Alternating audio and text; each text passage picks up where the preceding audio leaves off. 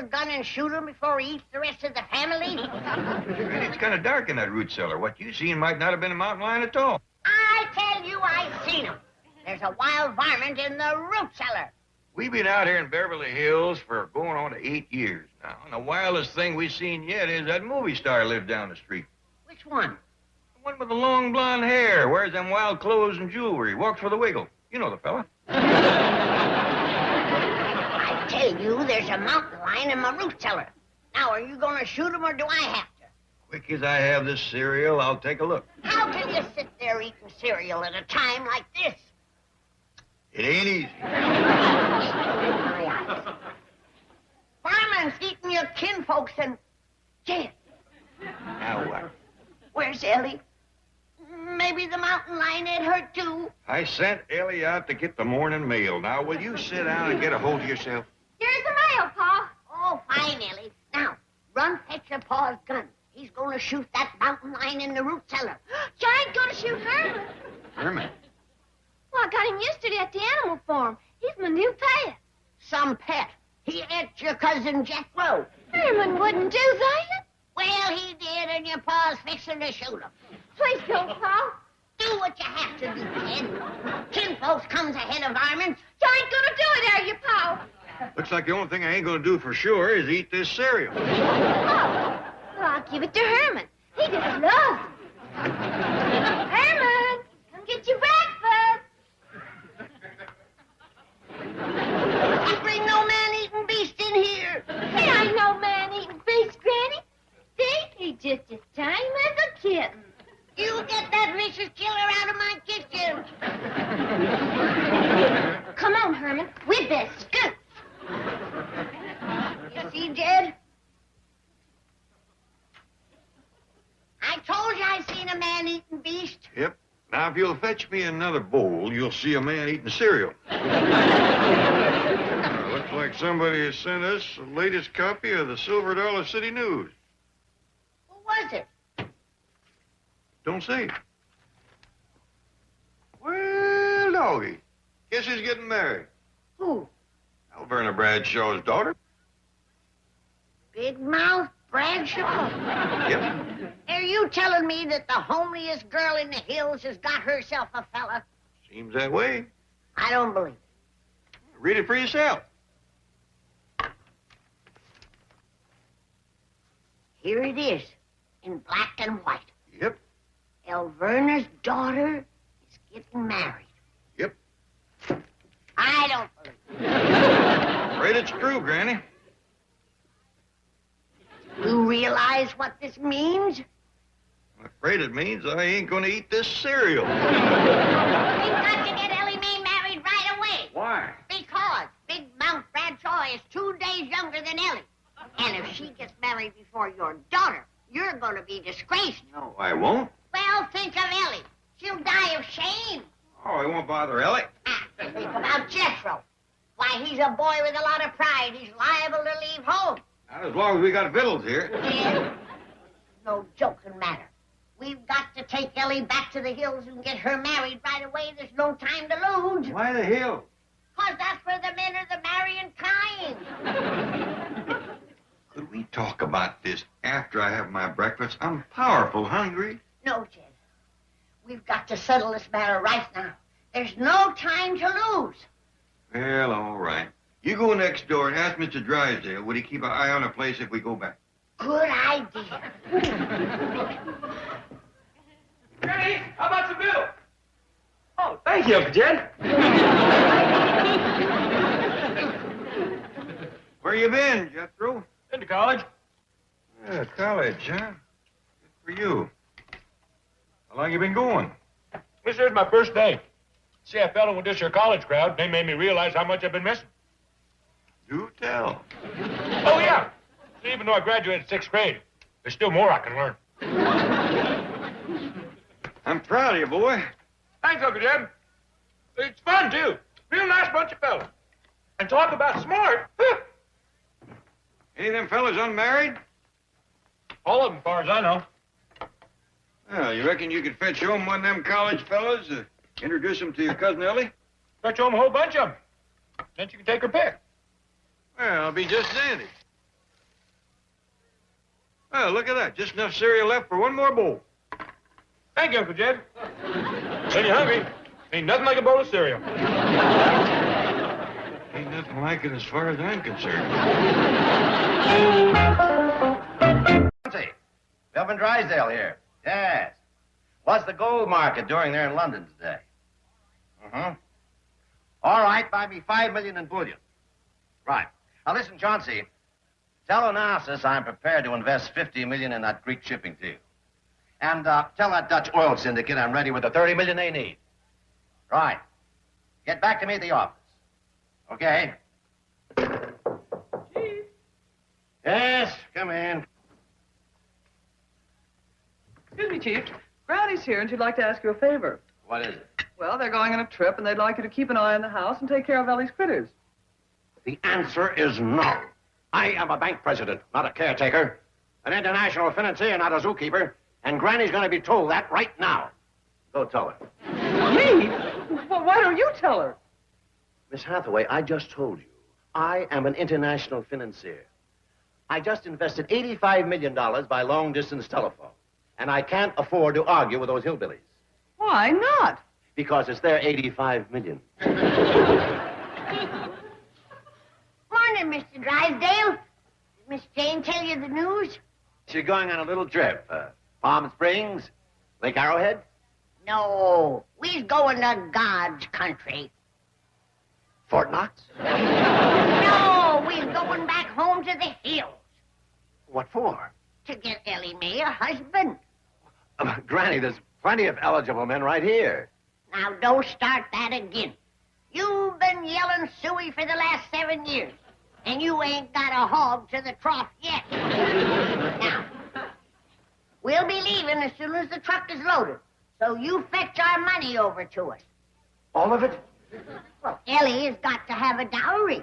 Granny, you don't want to go back to the hills with $85 million. It's better than nothing.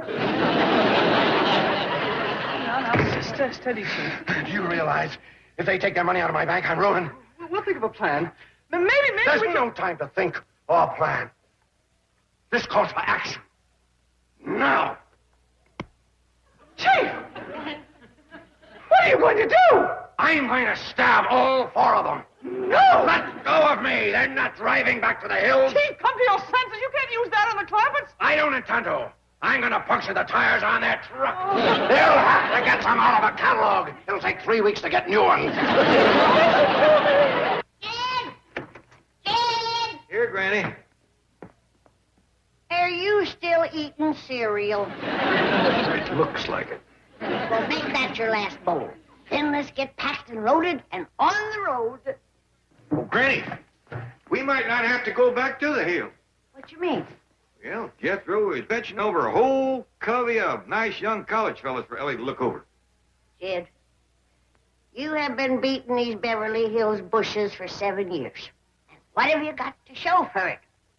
A bunch of beat-up bushes and an old maid daughter. Granny, I think we ought to keep an open mind about this. Come on, Jed. Let's pack up and get back to the hills. At least let Ellie meet the boy. She might cotton to one of them. All right. I've got a completely open mind about it. Of course, let's have Ellie Mae meet the college boys. Good. And as quick as she's met them, let's head for the hills.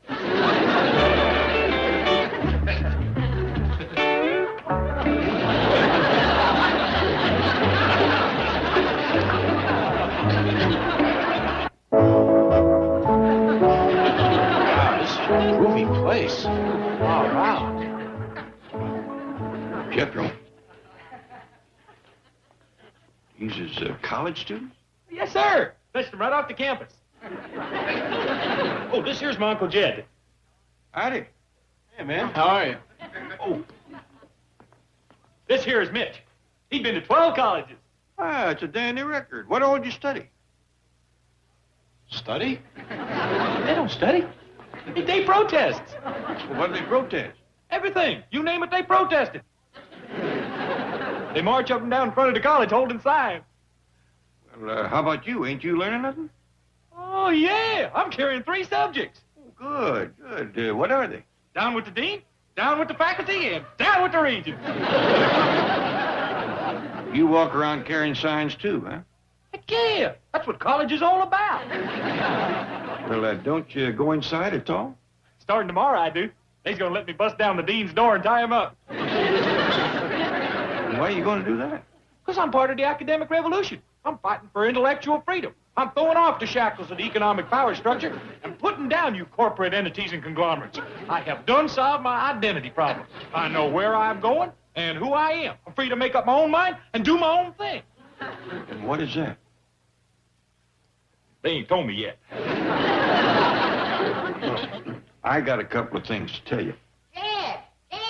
Yeah, Granny? Is them fine young college students you was bragging on here yet? Stay where you are. I'll be right there.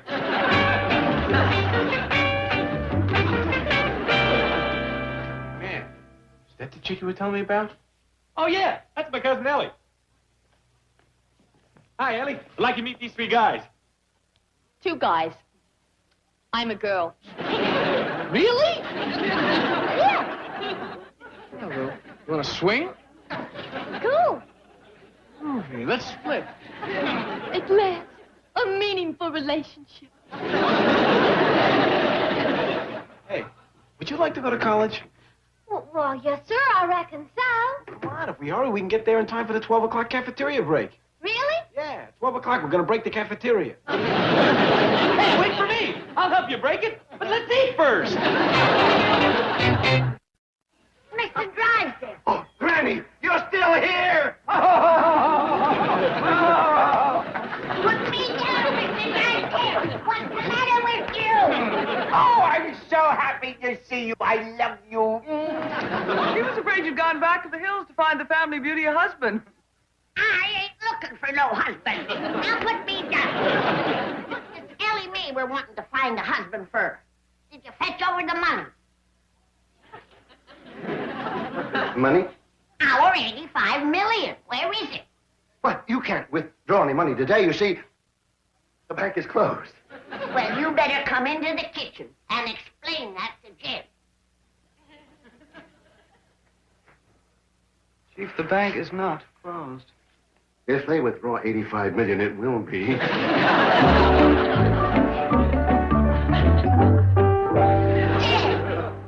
Not another bowl of cereal. That's right. Not another bowl of cereal.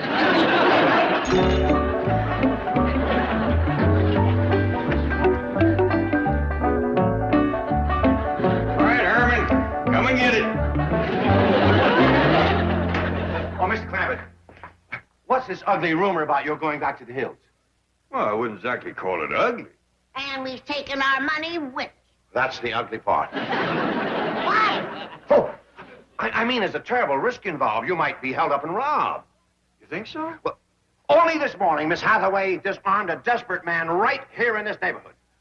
Really? Yes. Threw him down, took his knife away from him as he was headed for your house. Well, quite true. Terrible man. The moment his weapon was gone, he turned into a sniveling, whimpering cur. You must be plumb tuckered, Miss Jane. Sit down.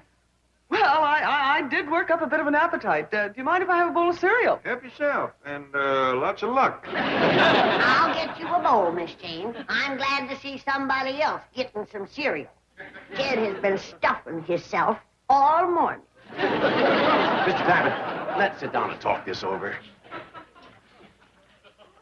Well, now, I'm pretty well set on going back home, Mr. Drydale. Oh, Mr. Clampett, do you want that beautiful, sweet daughter of yours to marry some barefoot, ragged, slovenly, unwashed clod? No, sir. That's the reason I want to go home. I want to get her away from them college boys. College boys? Yes, ma'am. Jethro is going to college, and he fetched home some boys to meet Ellie, but there wasn't a keeper in the bunch. I didn't think Jethro could qualify for college. Oh, yeah. He can march and protest with the best of them. Carries them signs higher than anybody. Mr. Clampett, please stay here. There's no guarantee that you'll find a husband for Ellie back in the hills. Ah! If Big Mouth Bradshaw can get a man, Ellie can get a dozen of them. I kind of think we ought to give it a try. There's some mighty fine boys back around Bug Tussle, Silver Dollar City. And besides, we's lonesome for the hills. Mighty pretty back there this time of the year. Leaves turning. Well, you'll come back right away, won't you?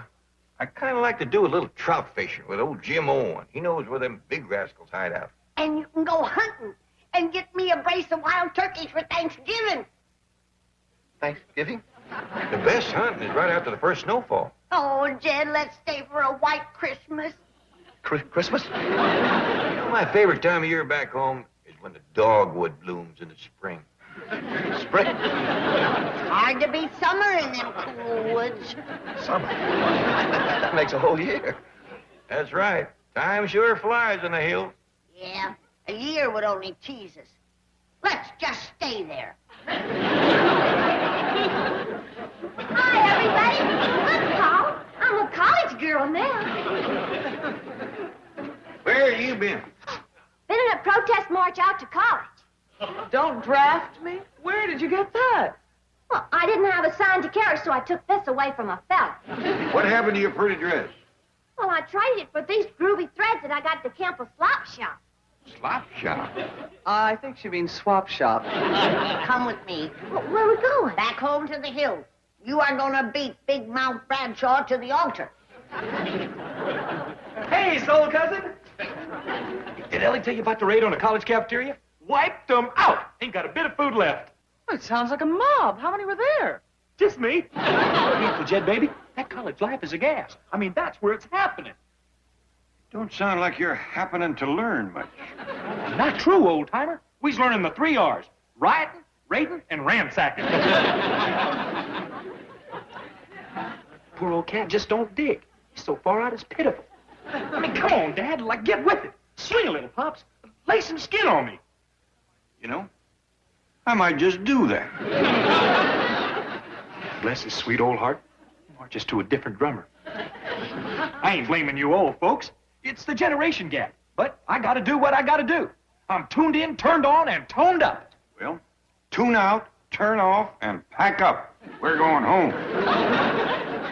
Is he kidding? I ain't going back to the hills. I'm a college man. I'm gonna stay right here where I got intellectual freedom. You're absolutely right, Jethro. You don't want to be a college dropout. I sure don't. College is fun. There's lots of fellas and lots of girls. And quick as I can learn to tell them apart, it's gonna be a lot more fun. Oh, there you are, boy. Let's get these bags on the truck. There, now you hurry and pack whilst I put up some lunch for the road. I ain't going, Granny. What did you say? I ain't going back to the hills. I want to stay right here and pursue my education. Well, gee whiz, Jethro. If you don't drive the truck, then can't none of us go. What's this? Not going back to the hills? Oh, what a shame. Miss Hideaway, let's give the Clampets a hand. Get these bags upstairs and unpacked. You giving this any thought? Yes, sir. Talked the whole thing over with Mr. Drysdale. I'm going to be a college graduate, just like him, and hold down a white-collar job. Is that so? Yes, sir. I don't aim to work with my hands, plowing fields and busting stumps. I'm going to use my head. You go along with us, do you, Mr. Drysdale? Mr. Clampett, honesty demands that I reply in the affirmative. This fine boy has a great potential. I'm proud of him. I believe in him. Oh, I only wish I had a boy just like him. You got him. What? We're going to leave this fine boy, his great potential, with you. Miss Jane, could you drive us to the airport and get us on a plane to home? Yes, I guess Come on, so. Granny. Ellie, let's go. Now, just a minute. I didn't mean anything. Mr. Drysdale, let him go. Or can I call you Dad? Nuts. Okay. Come on, Nuts. You can fix victuals for me and the critters whilst we talk about my great potential.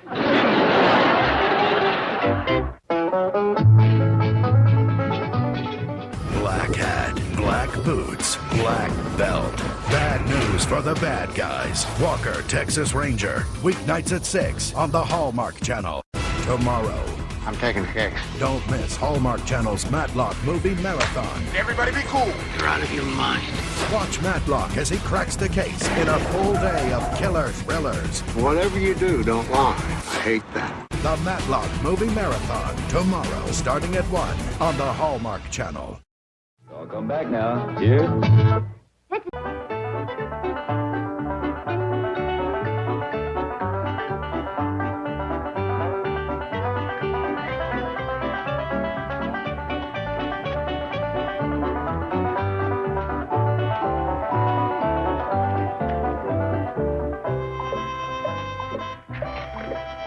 Hey, look.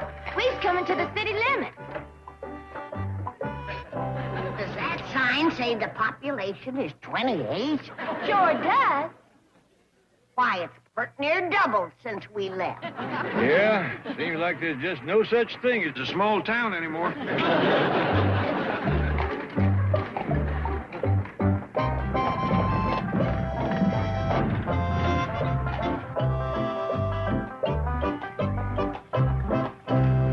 Howdy, Shad. Howdy, Mr. Heller. Howdy. How's Molly? Fine and dandy. Why, who was that, Chad? Dogged if it didn't look like the Clampets. Thank you, Burl. Enjoyed it. Dandy Rod. Oh, Jed and Ellie Mae, just take a whiff of this mountain air. Take it easy now. This clean stuff is going to take some getting used to. Bye, Mr. Burl. Thank you. All right. I thought it was you, Clampets. Welcome home. Thank you, Mr. Heller. Good to see you, Shad. Why, Shad, you old beaver. What happened to your beard? You trimmed it off. Oh, I didn't exactly trim it, Granny. I got the pump in the porch too hard and it caught fire. Where's Big Jethro? Well, Jethro stayed back in California. He's going to college now. Oh, do tell. What's he studying? Well, as far as I can figure, it's mainly protesting. Well, what's he protesting? As far as I can figure, it's mainly college. Then why's he going? Shad, that's as far as I can figure. Jed, we best get settled in. See you later, Mr. Heller. Yeah, see you at the fair. Fair? Is there going to be a fair? Yep, big one right here in Silver Dollar City. Oh, Jed, this town will be crawling with young fellas from these hills. Oh, Ellie, honey, I knowed this was the place to bring you to get a husband. Granny, you're embarrassing Ellie Mae. Oh, Shad's an old friend. He's known this girl since she was born. Jed, take this little girl in out of the sun before her baby skin gets freckled. Don't look like nobody's gonna come and wait on. You don't for a fact. Give that bell a whomp, Ellie. Yeah. What can I do? Well, we'd like it.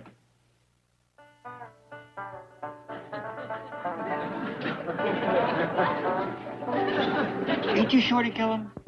Yeah. Ellie Mae, I used to go hunting with this rascal when we was boys. Shake hands with Shorty Killen. Howdy, Mr. Keller. Howdy, Ellie Mae. I don't remember you being that short. I remember being this short myself.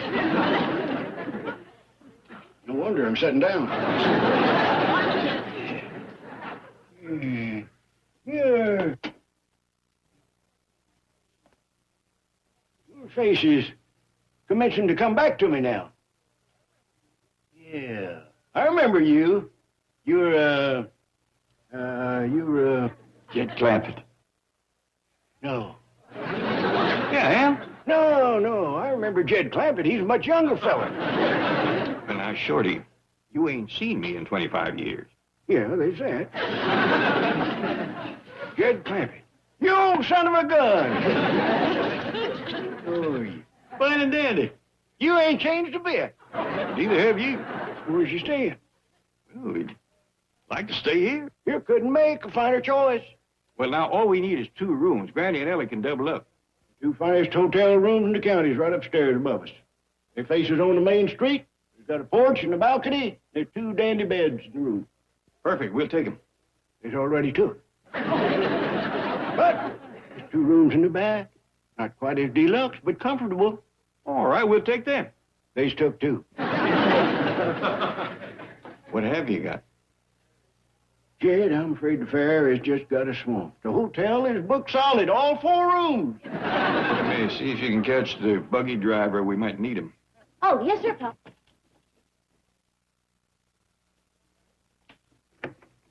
Jed?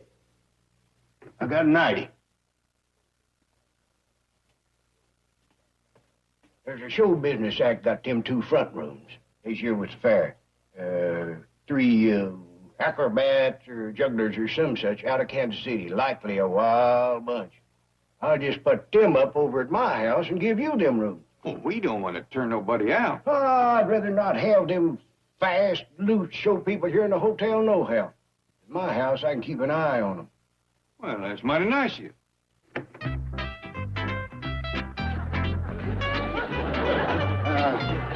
Hey, ladies. I'll have to ask you to pack up. You're moving over to my place.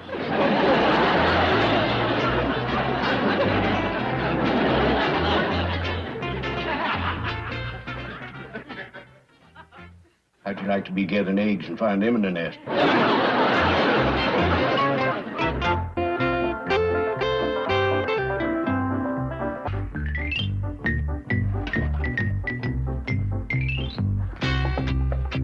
How much more of that white meat? That was my hand, and keep away from it.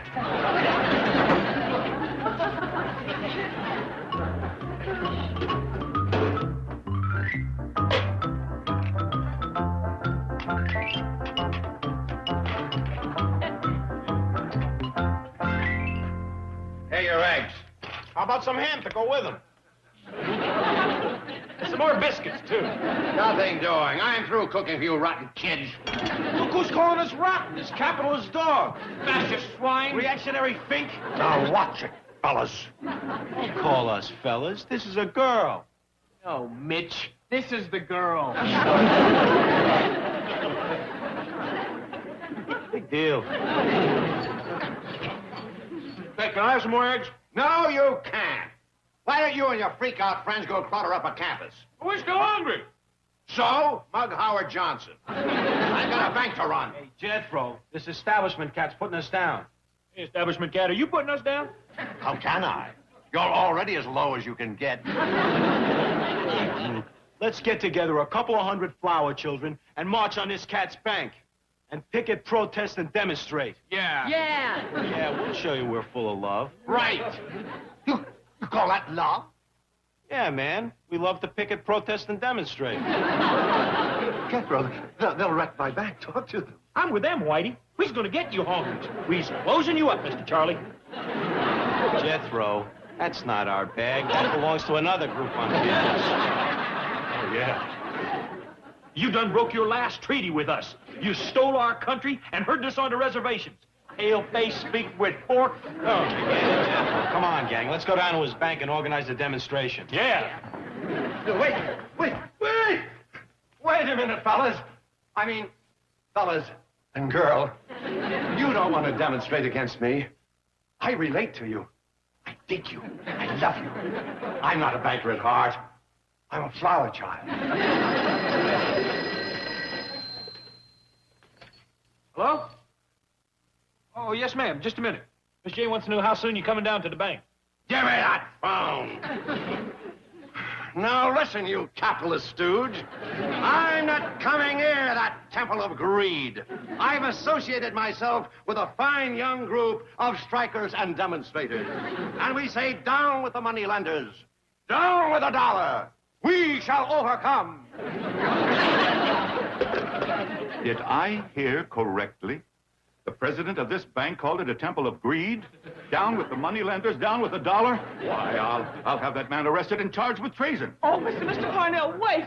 The executive committee of the Bankers Association will meet in emergency session this afternoon to consider the fate of that seditious maniac. Oh, Mr. Parnell, please, let me explain. Mr. Drysdale has been under a terrible strain. You see, his largest depositors have left town, and he's worried about losing $85 million. You mean this bank has an unsound financial position as well as an unsound president? Oh, no. They haven't withdrawn the money yet. In fact, Mr. Drysdale is hoping to leave today for Silver Dollar City. That sounds like a Las Vegas gambling club. Oh, no. Silver Dollar City is a little town. It's located back in the hills where the Clampetts came from, and they've gone back there to find a husband for Ellie Mae. So, Granny, you gotta come tell Bernie Bradshaw. Are you gonna scrap with her? No, she ain't. There ain't gonna be one unpleasant word spoke. But, Jed, I know Elverna. She'll lord it over me because Big Mouth is getting married ahead of Ellie. Don't call her daughter Big Mouth. Her name is Victoria Rose. Oh, please, Jed, don't make me face Elverna. She'll go to reviling me and abuse me, and I'll lose my temper. Yeah, well, maybe you best duck inside. I know you got a short fuse. And she's just the punk that can light it.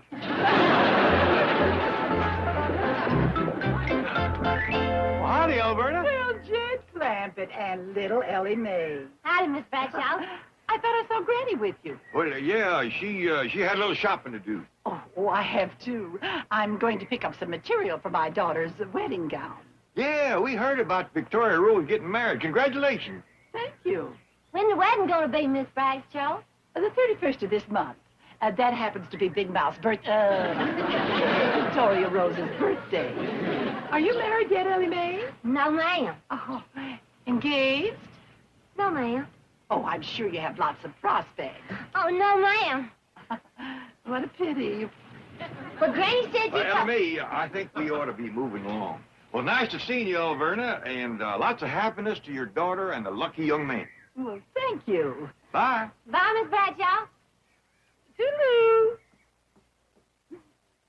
Well, Granny. Well, Elverna Bradshaw, of all people. I just had a lovely visit with Mr. Clampett and that poor, sweet, unfortunate spinster granddaughter of yours. Ellie Mae ain't no spinster. She's getting married most any day now.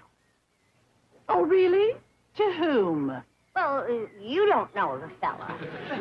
Neither does Ellie Mae. What you mean? She just told me she wasn't engaged and had no prospects. Still think if Ellie Mae wasn't getting married, that I would have bought this material for her wedding dress? Did you get that at the Emporium? Oh, you did! And that's the last bolt of white organdy in the whole county. Is that a fact? You did that for Spider. You gave me my daughter's wedding dress. That's Ellie Mae's wedding dress. It's not, and you know it. Ellie Mae ain't getting married. She'll get married before that scarecrow daughter of yours. She will not. She will. Oh, heck.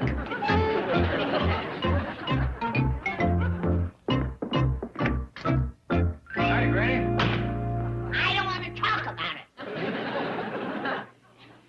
It's over and done with, so I don't want to talk about it. Well, ain't you going to ask me what I don't want to talk about? All right. What is it? I don't want to talk about it. Your move, Shorty. She is the meanest, most spiteful woman that ever walked the face of this earth. And it won't do you any good to ask me who I'm talking about, because I wouldn't soil my lips with the mention of her name.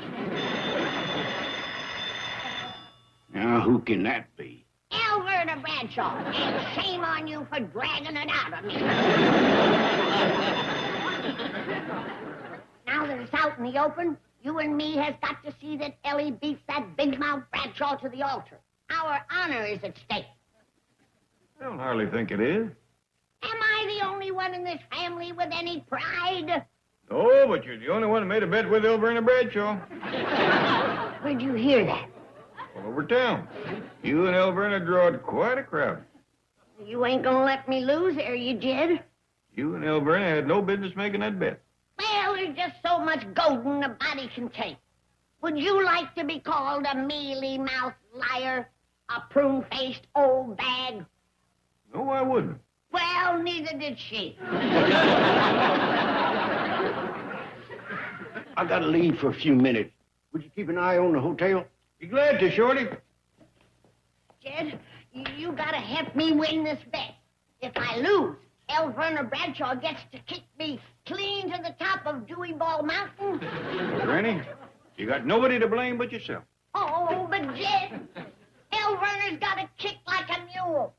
And them sodbusters of hers is that big, with soles that thick. If she puts shoes on, she'll kill me. Ain't you gonna do nothing? Yep. I'm going to write a letter to Jethro. Poor boy is out home there all by himself. Jethro is fine. Mr. Drysdale's looking after him. Come on, Mr. Drysdale, always wait.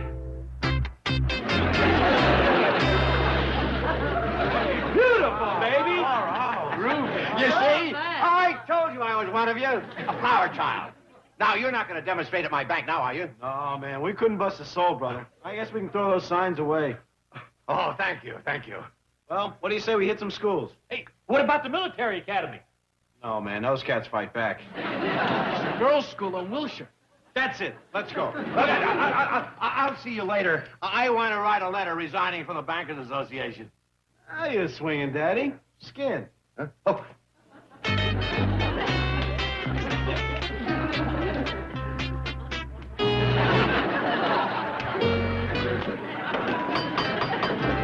You're from the East, Mr. Parnell. You've never met Mr. Drysdale. But once you do, you'll see for yourself that he is every inch the traditional bank president. Dignified, financially responsible. Why, he's the very epitome of sound conservatism. Here's Mr. Drysdale here. Who do you think I am? Mr. Drysdale! So, this is your conservative, dignified bank president. Who are you? Chief, this is Mr. Ben Parnell, the new president of the Bankers Association.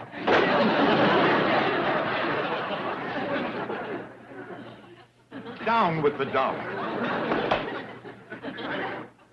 Bust banking. Stamp out interest. Why, you...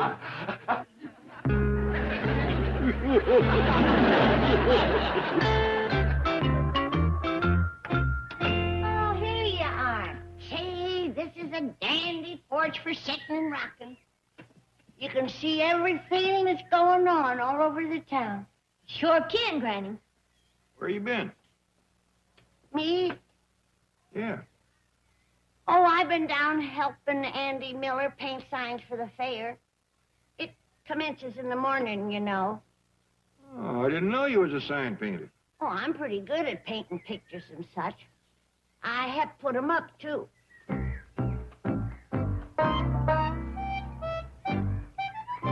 Elverna Bradshaw by Granny? Why, that miserable little wretch! Oh.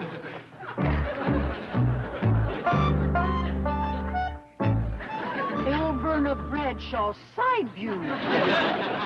Oh, I'll fix her. I dare Elverna near the hotel. I double dog dare Elverna near the hotel. This way to hotel.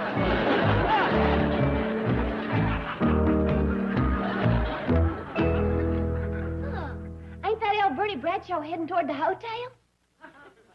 Sure enough is. And how come? Oh, I hope she ain't coming to pick a fight with me. If she does, Granny, you can bust her foot. And she can't keep you up, Dewey Ball. Ain't gonna be no fight, is there, Granny? Oh, saints preserve us, no, Jed. Unless the woman provokes me to the end of human endurance, I'll speak only words of kindness to her. That's a spirit, Granny. Here I am, you miserable little knothead. Please, Alverna, don't call Jed Clampett names like that. I'm talking to you, Granny, you rat-faced little warthog. She's provoking me, Jed. True. But remember, a soft answer turneth away wrath. Blessings on you, Alverna. You come down here and I'll bless you from one end of town to the other. You chicken-livered, yellow-bellied little runt. She provoked me again, Jed. She did for a fact. Peace on you, Alverna. I'll take a piece out of you, you little buzzard. She done it again, Jed. Dogged if she didn't. She mean-mouths you one more time, I'm going to have to turn you loose. May the bluebird of happiness flutter over your head, Alverna. Are you going to come down here or do I have to come up and get you, you sniveling polecat? That did it, Granny. Go get her. Okay, busted foot Bradshaw, here I come.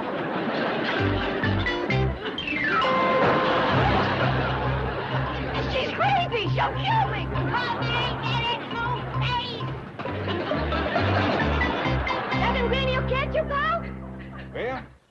hard to say. Alverna's got longer legs, but Granny's moving hers faster.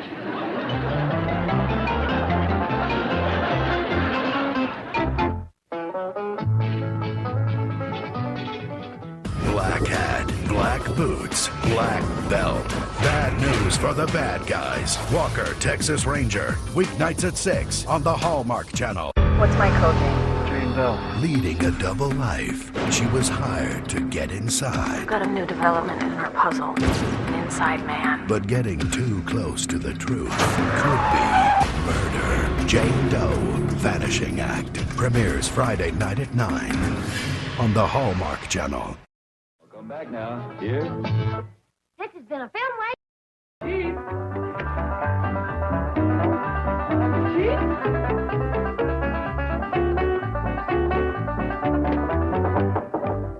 Oh, come in, Miss Walsh. Thank you. I have some papers for Mr. Drysdale. Oh, I guess he's still up at the Clampett. They've gone back to the hills, and the chief foolishly agreed to take care of the house, Jethro, and the critters. And the what? Critters. That's hill talk for animals. Oh, hello, Chief. How's everything up the mansion? Mansion? You mean menagerie? This place makes the zoo look like a... Just gave you a stack of pancakes, you glutton.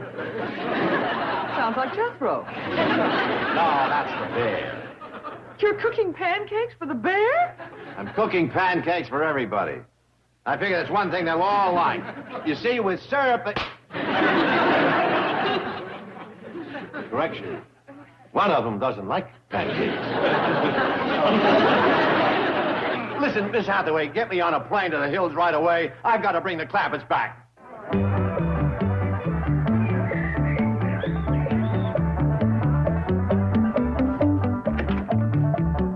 Oh, Dad, have you noticed folks is commencing to gather for the fair? Yeah. Where's Ellie Mae? I don't know. Why?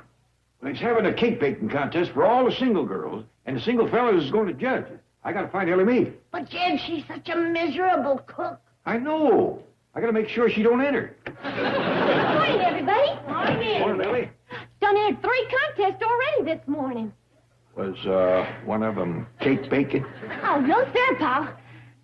I entered that one yesterday. Oh, Ellie, honey, there's going to be lots of nice-looking young fellas in town for the fair. You don't want to spend the day in that hot kitchen baking a cake. Oh, I baked it last night when it was cool. All I got to do now is decorate. What other contest did you enter, Ellie Mae? Oh, basket weaving and post hole digging and barn raising. Jed, what are we going to do about that cake? Well, them other contests might help us. We could hide it in our basket, bury it in the post hole, and raise a barn over it. Elberna, Bradshaw, I thought I run you out of town. Granny, morning, Elberna. It's a mighty fetching outfit you're wearing. Thank you. I made this hat myself. Is that a hat? I thought your hair was on fire. Mr. Kellum. Yes, Mom. I'm looking for a suitable place to hold my daughter's wedding reception.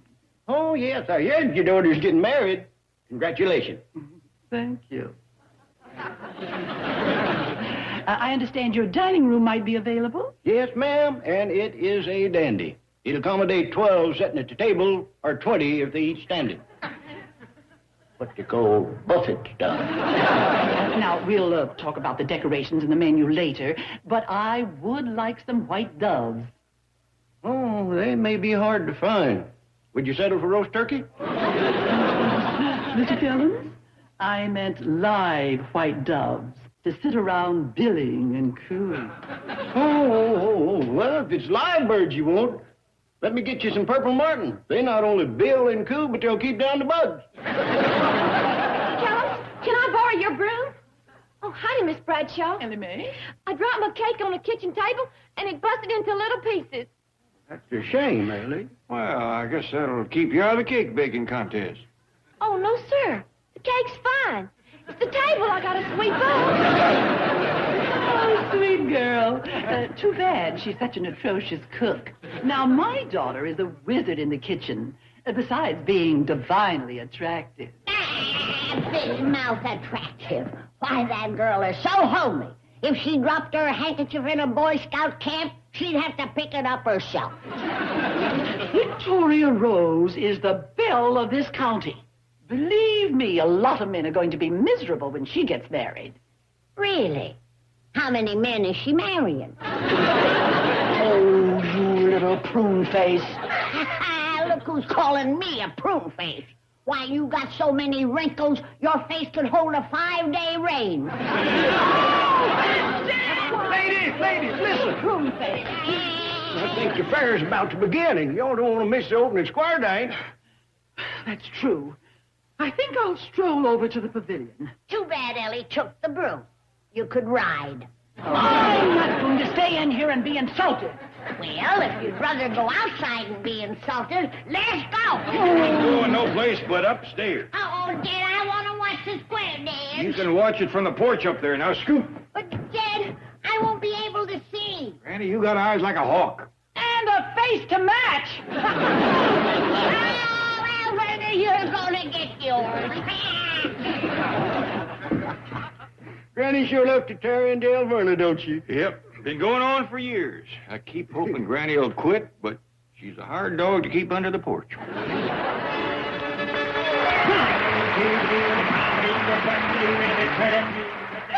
they've already started the square dance. The fair's about to commence. Hi, doggies. Nobody calls a square dance like old L.D. Keller. The bride and keep bring the dough in my little lady home dance is by swinging everybody. Now hip like that, shoot the big finger, and just like you just hip like that, shoot that knee, say, pop, everybody, and I see them sit. Well, let me go to right, you go, home, you come to go. Now you get home, you swing, everybody swinging, whirl around for a little girl.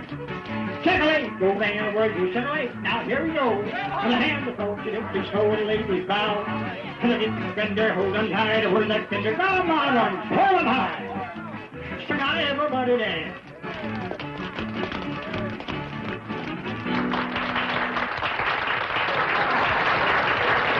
Well, now the fair is officially open. Come on, Ellie. Let's go pick you out a husband. Wait a minute, Granny. Hold it. Hold it, Granny.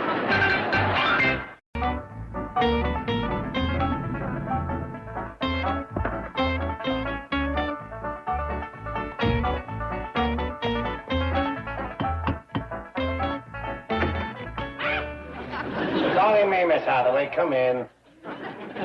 What is the idea of the gorilla suit? The law of the jungle, the survival of the fittest. What do you mean? I'm looking after a bear, a mountain lion, a chimpanzee, and other assorted wild animals. They fight over the food. If I don't scare them, I don't eat. Well, that should certainly intimidate the fiercest beast. Well, there's one a dozen, Faze. Oh, you've never heard such vicious snarling and growling. No other animal will go near the food until it's finished feeding. Is it? It's a Jeffro, that's what it is. Talk about king of the beast. Next to that kid, a lion's a pussycat. Did you reach the Clamperts back in the hills? Yes, I just spoke to Granny at the hotel back in Silver Dollar City. What's the news? Well, I have good news and bad news. Granny says they're not coming back. They're going to stay there and get Ellie Mae a husband. And after she's married and settled down, the whole family might stay there. Good boy.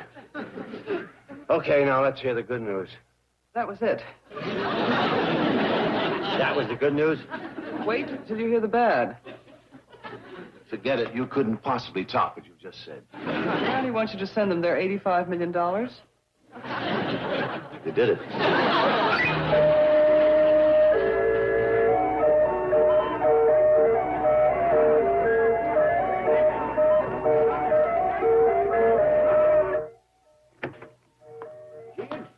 Did you ever see so many people in all your born days? I don't think I have, Shorty. I lost Ellie and Granny in the crowd. I declare everybody in the whole county is here.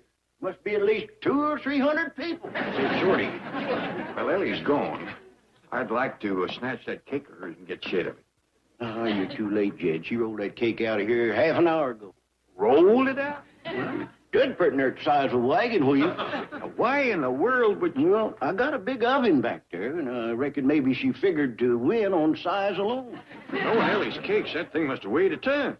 It bowed the floor, Mike. But it was sure pretty, Jed.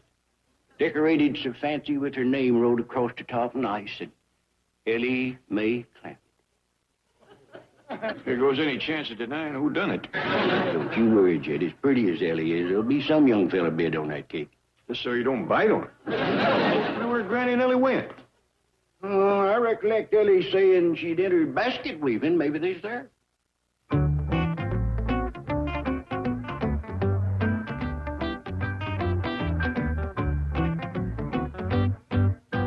Well, I declare, that is the most beautiful basket weaving I ever did see. Tell me, beautiful young stranger, are you married? No, ma'am. Don't tell me that a girl with your talent and the face and figure of an angel is single. Yes, ma'am. I can't believe it. Why, the single fellas around here must be weak-eyed. Will you weak-eyed single fellas come up front here where you can see? Would you ladies please step aside so the single fellas can get up here? Thank you, thank you. Now, tell me, beautiful, blonde, young, single lady, where you from? Pine Bluff. I was talking to this beautiful, blonde, young, single lady that's weaving this basket. Where you from, darling? Beverly Hills, California. A movie star. I thought I seen a striking resemblance to Mary Pickford. Tell me, beautiful, blonde, young, single lady, what's your name? Ellie Mae Clampett. And where are you staying? At the Silver Dollar City Hotel. Did you hear that, you single fellas? This beautiful, blonde, young, unwed stranger is staying right here amidst you. Stranger? What are you trying to pull? Ho, ho, ho! You know very well that this girl is your child. Come on, stranger, let's get out of here.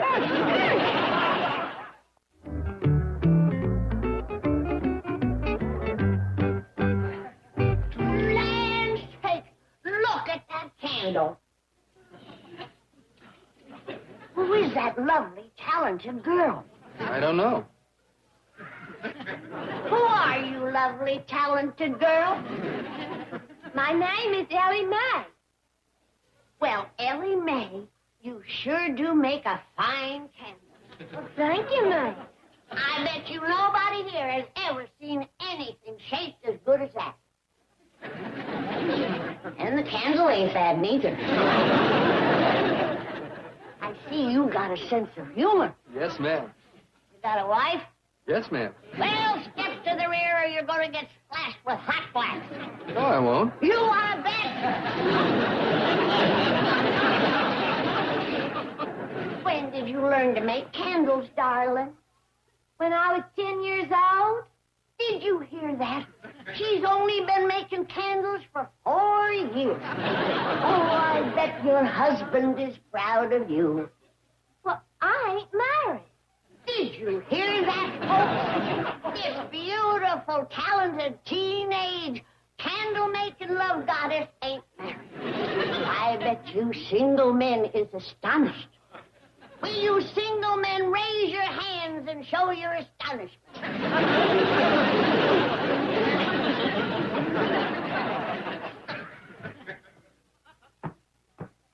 Let them single, astonished young men step forward while I ask this beautiful, talented, teenage, candle-making love goddess a few questions. What is your full name, child? It's Ellie Mae Clampett. Don't tell me you're the daughter of Jed Clampett. Yes, ma'am. The multi-millionaire. Yes, ma'am. The man who's going to put all of his $85 million into his daughter's dowry. Well, I don't know. Did you say that, Paul? He ain't here, is he? Right behind you. Now, folks, it's easy to see why this girl is so beautiful. This is her handsome Paul. Not only handsome, he's the kindest, sweetest, most even-tempered, understanding, forgiving man that ever lived.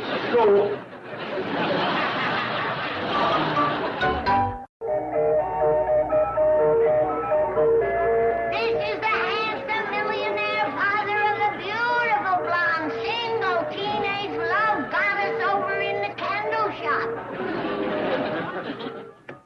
Kid, did something happen, Granny? Not yet, but it's going to. She don't stop showing Ellie Mae around this fair like she was some kind of a pet hog. Hear that, Shorty? He called his own lovely daughter a hog. Granny. No wonder I have to work so hard to get the poor girl a husband. Granny, I'm just about of a mind to take you upstairs and lock you in your room till the fair is over. Oh, please, Jed. You wouldn't do that to poor old Chick Allen. Chick Allen? What's he got to do with it? Well, I promised to help him sell his mountain medicine. You know, like his yarbs and his roots and his berries and such. You did? And Chick depends on that for his living. And my professional endorsement would help him a lot. I'm a doctor, you know. I sure would like to see you help Chick Allen sell his medicine. Thank you. But you promise that's all you'll sell? On my word of honor, as next of kin to the grandest, noblest human being that ever drawed a breath, Jed Clement. Well, One of nature's noblemen, a walking saint, a legend in his own time. Granny, that's enough. Can I get my medical bag and mosey over to Chick's place? Okay.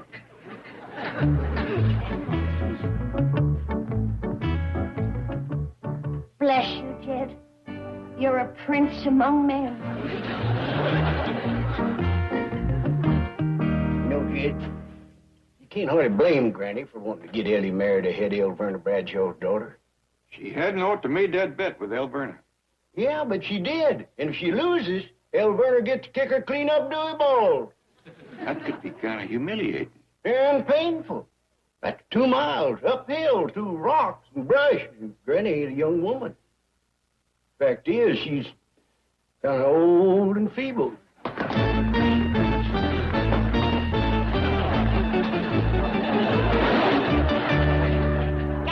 around, folks. Gather around for the medicine show. Step right up here. Right up this way. Now, seated before you is the famous Indian yarb specialist, Chick Allen, a living testimonial to the health-giving powers of his own potions and elixirs.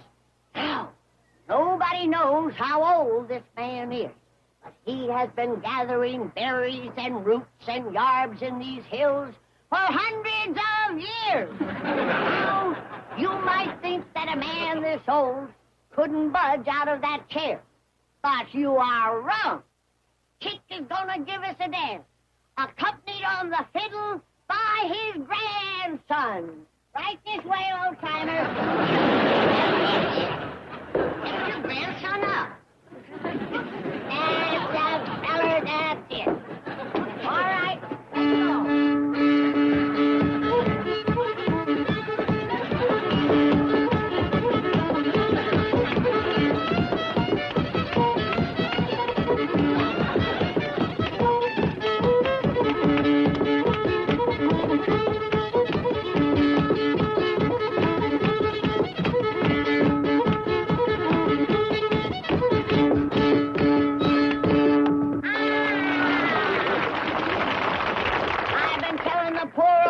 For 70 years, he ought to take his grandpappy's medicine. Now, as you can see, Chick takes potions and elixirs for man or beast. And also, yarbs of joy, Indian salve, blood purifiers, and snake oil.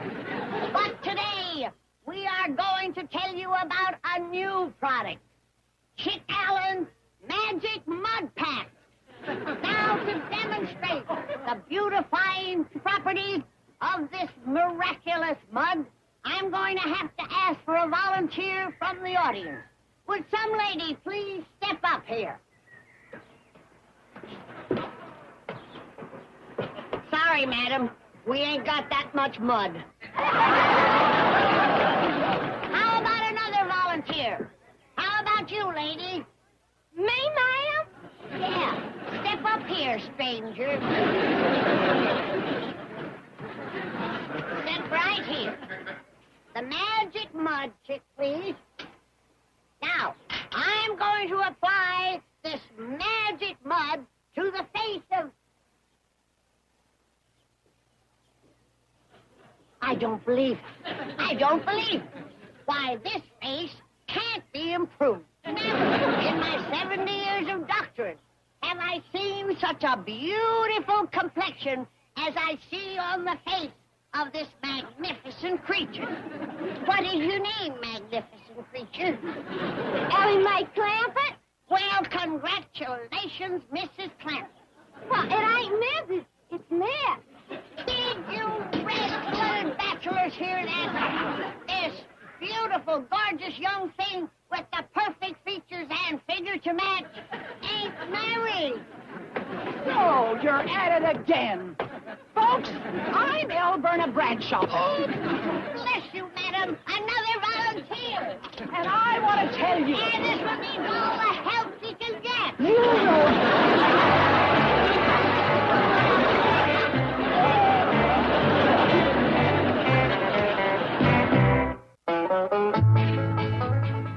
A Hallmark Channel original movie, Annie's Point, an S.C. Johnson exclusive event with limited interruptions, premieres next Saturday at 9 on the Hallmark Channel. Night falls. Darkness closes in. A mystery unfolds. Hallmark Channel introduces a series of original movies. Kelly Martin as Mystery Woman, John Larroquette as McBride, and Leah Thompson as Jane Doe. The Hallmark Channel Mystery Movie. Fridays at 9. I'll come back now. Here. This has been a film.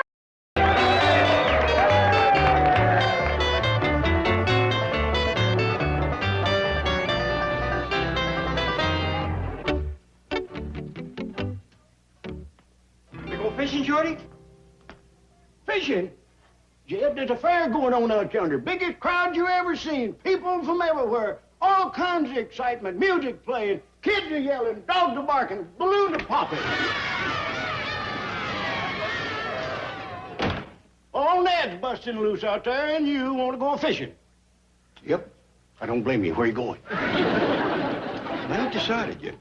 Jim Owens says they're taking some mighty big trout out of Lake Taneycomo. But Harold Hensley says a bass is biting on Table Rock. Well, Table Rock's a heap closer. Must be a good 12 miles down Taneycomo. He's about ready to commence the cake-baking contest, and that cake that Ellie Mae baked is right up in front. Taneycomo it is, Shorty. What's he talking about? I think he wants to get as far away as he can. But you get into your good duds and get over there and buy that cake that Ellie Mae baked. I don't want that thing. That ain't the idea. You gotta buy it before some other man buys it. I don't think there's a man in this town can lift it. It rolls real good. That's how Ellie got it over there. Yes, do as I tell you. Well, why don't you buy Ellie's cake? The cake-making contest is for girls, and the bidding is done by the fellas. Well, Granny, it's going to look mighty suspicious for Ellie's own paw to be buying her cake. That's why I want you to get all dressed up. Nobody will recognize you. Too bad Jethro ain't here. He could not only buy it, he's probably the only living human that could lift it and eat it. Maybe Mr. Drysdale will come. If a dignified city fellow like him would buy Ellie's cake, that'd really cut some ice. Mr. Drysdale ain't coming here. He's got his hands full feeding Ellie's critters. Chief, where have you been? Feeding that stupid seal that Ellie keeps in the pool. Don't sit down. You forgot to feed the goat. I haven't forgotten. I cooked a whole pot of goat stew. It's cooling in the kitchen. What in the world do you put in goat stew? Everything the other critters won't eat. Fish heads, banana skins, rotten apples, bones, moldy bread, curdled milk, rancid meat scraps. You name it, it's in there. Sounds repulsive. Well, you smell it.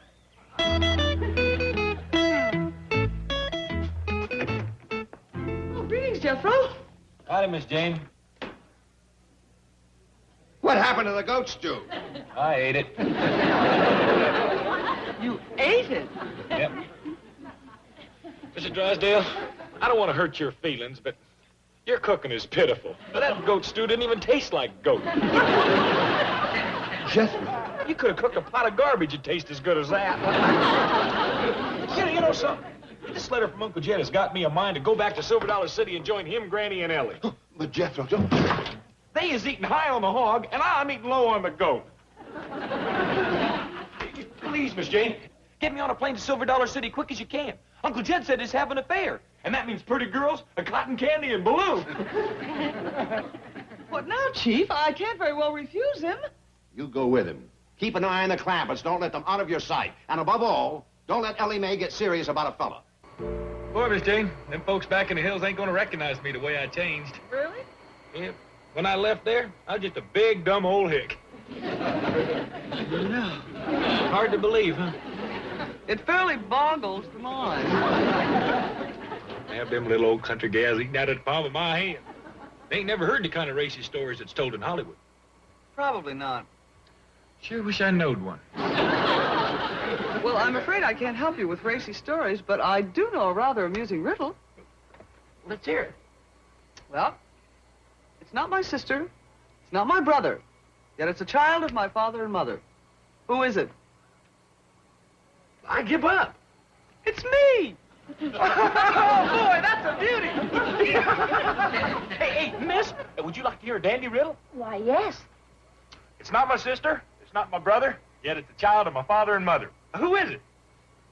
I give up. It's Miss Jane here! She didn't laugh too hard. You reckon she's heard it before? Not the way you told it, no.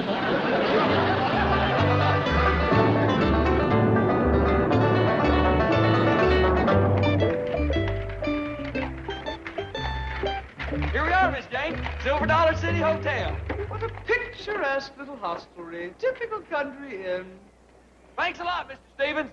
Yes, wonderful ride. What a quaint little place. Absolutely charming. Jethro, Miss Jane. Howdy, Uncle Jed. We're here, Mr. Clement. Why did you tell me you was coming? I sent you a telegram some time ago. Oh, I never got it. I thought there was a fair going on here. Where's all the people? I'm afraid it's all over at the cake baking contest. But why are you afraid? Well, because Ellie Mae has got a cake entered. That is an excellent reason. On my way over to see if I could buy it and get it out of the contest before... Telegram for Mr. Clampett. Telegram for Mr. Clampett. That must be your telegram now, Miss Jane. Telegram for Mr. Clampett. Telegram for Mr. Clampett. That's me. Are you hurt? No, I always get off my bike that way. It ain't got no brakes. Miss Jane, I'm going to tell that riddle to Uncle Jed. All right, Jethro, but this time, when you get to the finish, remember, the answer is you. I got it. Hey, Uncle Jed, got a doozy of a riddle for you. It ain't my sister, it ain't my brother, yet it's the child of my father and mother. Who is it? I give up. It's you. He didn't laugh either, Miss Jane. I guess you're just too sophisticated for them, Jethro. Yeah, reckon so.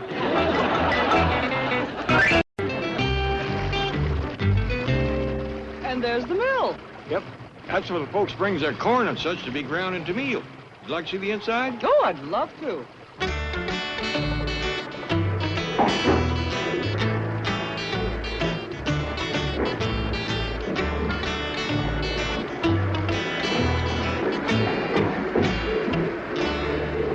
That millstone must weigh a ton. Yes, ma'am, and they's mighty hard to come by, right, Ed? That's the truth. Well, howdy, and welcome back, Miss Hathaway. You been out sightseeing? Yes, Mr. Kellums, and I am absolutely in love with your quaint little community. Well, thank you, ma'am, and we're mighty proud to have a fine big city lady like yourself visit us. Thank you. And now I'm going to don my bird-watching outfit and venture into the neighboring forest. Now, may I have my key, please? What key's that? Well, the key to the room I'm occupying. I'm afraid there ain't no key. Well, why not? 'Cause there ain't no lock. Mr. Kellums, am I to understand that some local lock and bar would be free to enter my room whenever he wished? Now that you mention it, yeah, I reckon he would. Oh, I just love this quaint little community. Oh, howdy, Miss Jane. You want to have some victuals with me? Oh, thank you, Granny, but I'm going to change, and then I'm off to the forest in search of my feathered friends. You know some Indians in these parts? No, Granny. I'm referring to my winged friends, the birds. Oh, yeah. Well, the woods around here is full of them, all colors and sizes. I'm looking forward to a thrilling ornithological adventure.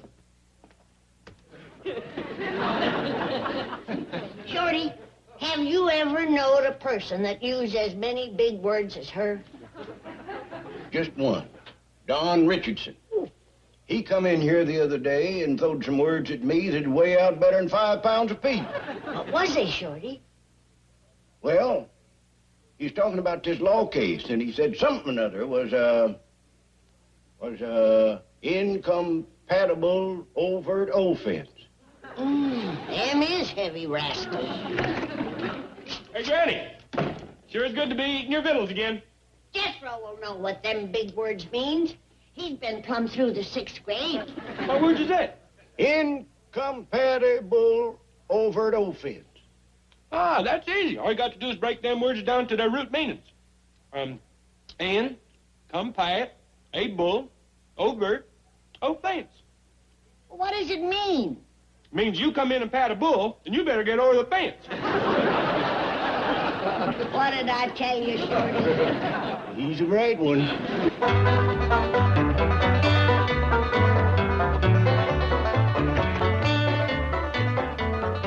Jed, did you get by the cake booth? Yep.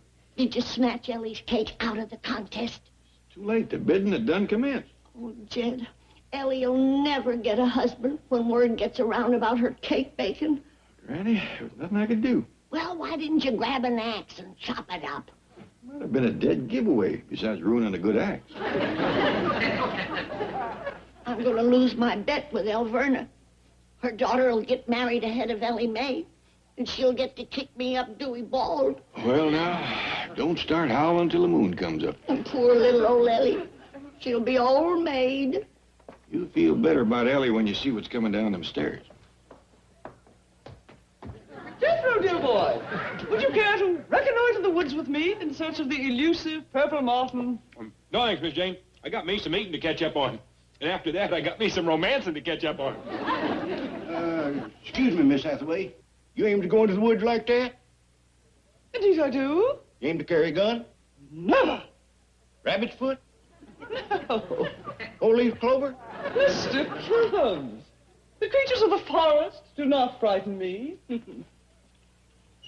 Maybe not, but she's sure going to scare the tar out of them. I shall wend my way through the forest to the shores of Table Rock Lake, and there I hope to find a family of herons. Well, give 'em our best.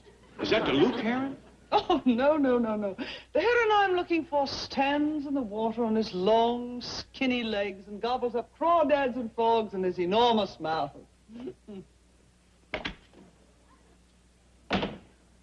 Well, if that ain't Luke Heron, it's his twin brother.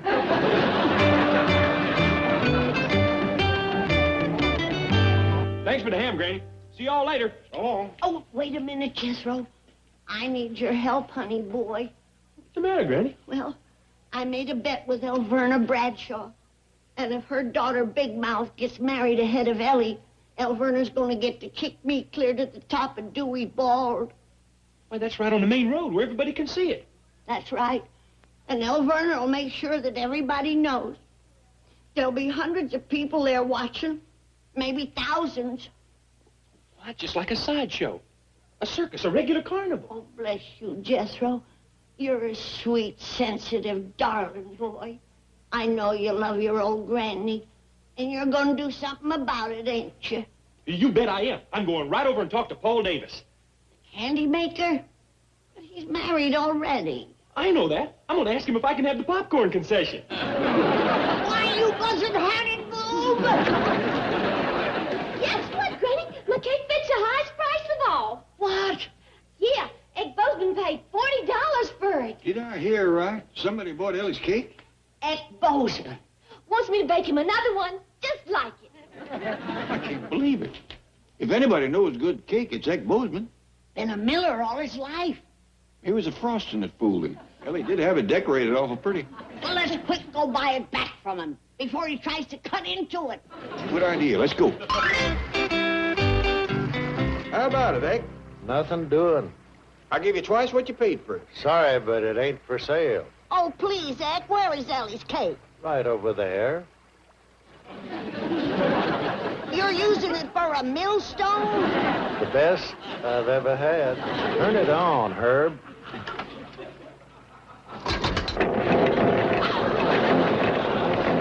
rascal chew up corn. But, Jed, this ain't getting Ellie married. Maybe not, but we could always open up a mill.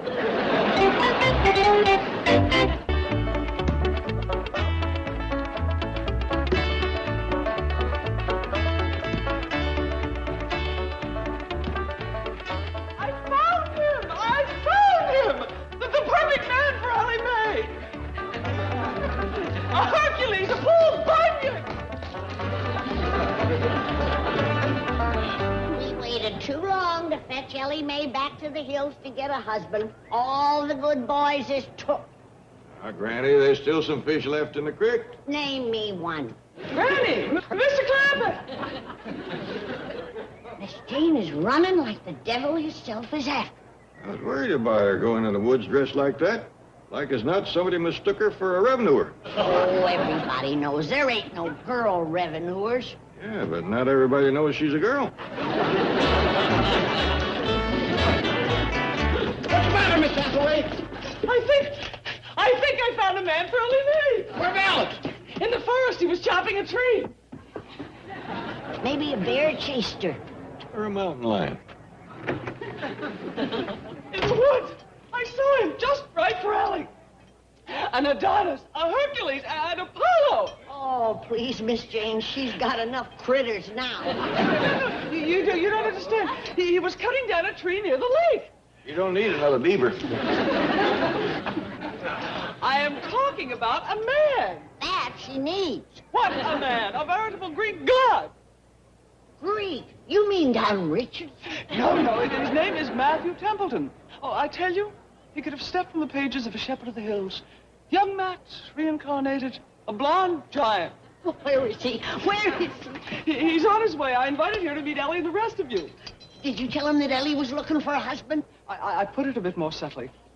I told him I knew of a divinely beautiful young lady who had come back to the hills to find the right young man and get married.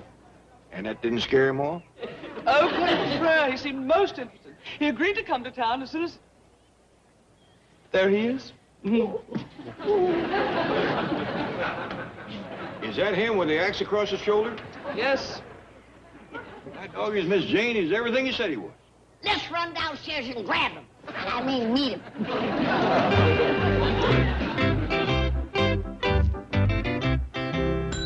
Hello?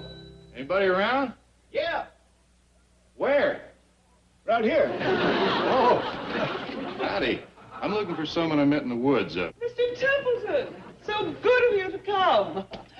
Granny, Mr. Clampett, allow me to present Mr. Matthew Templeton. Howdy do, Mr. Templeton. Howdy, ma'am.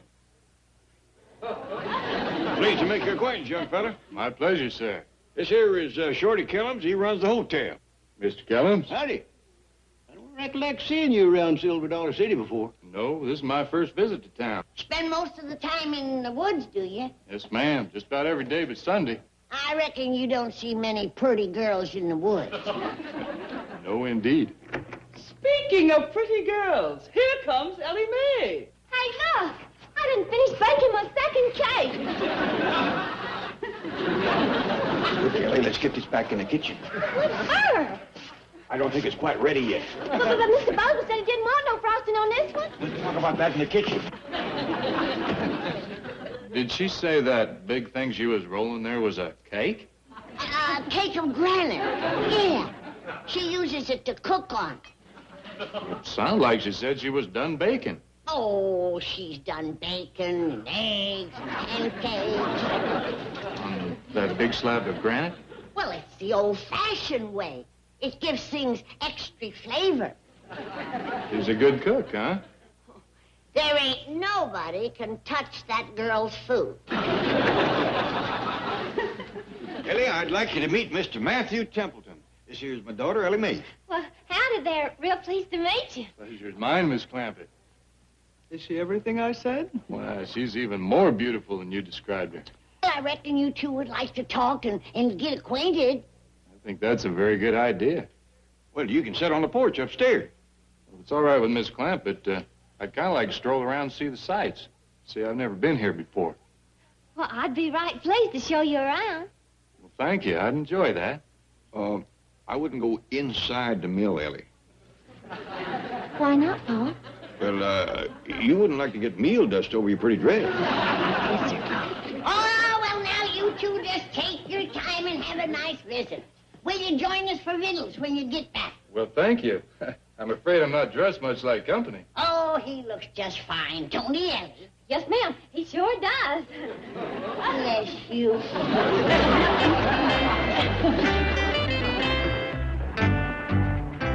start over there. Fine with me. Oh, Miss Jane, we'll be beholden to you forever and ever. You found the perfect husband for Ellie Mae. I certainly hope so. Oh, he's wonderful. Big, strong, handsome, hard-working hillman. But apparently quite cerebral. Oh, well, you can't have everything. You know something? Anybody that hefts one of these rascals 6 days a week is all man. I'll bet he could even whoop Jethro. More important, he might be able to whoop Ellie. Well, I'm off to the forest again. I'm hoping to find myself a yellow-tufted, broad-backed, wood-dwelling pippin. I don't believe I've ever seen one of them pippins. One just walked out with Ellie.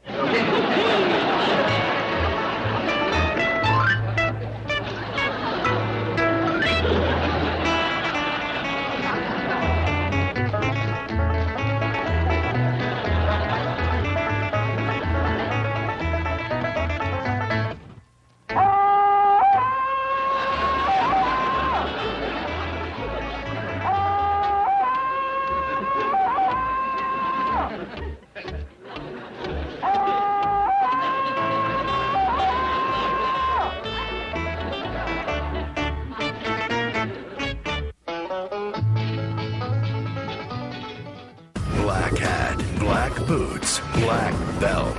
Bad news for the bad guys. Walker, Texas Ranger. Weeknights at 6 on the Hallmark Channel. What's my code name? Dream Bell. Leading a double life, she was hired to get inside. Got a new development in our puzzle. An inside man. But getting too close to the truth could be murder. Jane Doe, Vanishing Act. Premieres Friday night at 9 on the Hallmark Channel. I'll come back now. Here.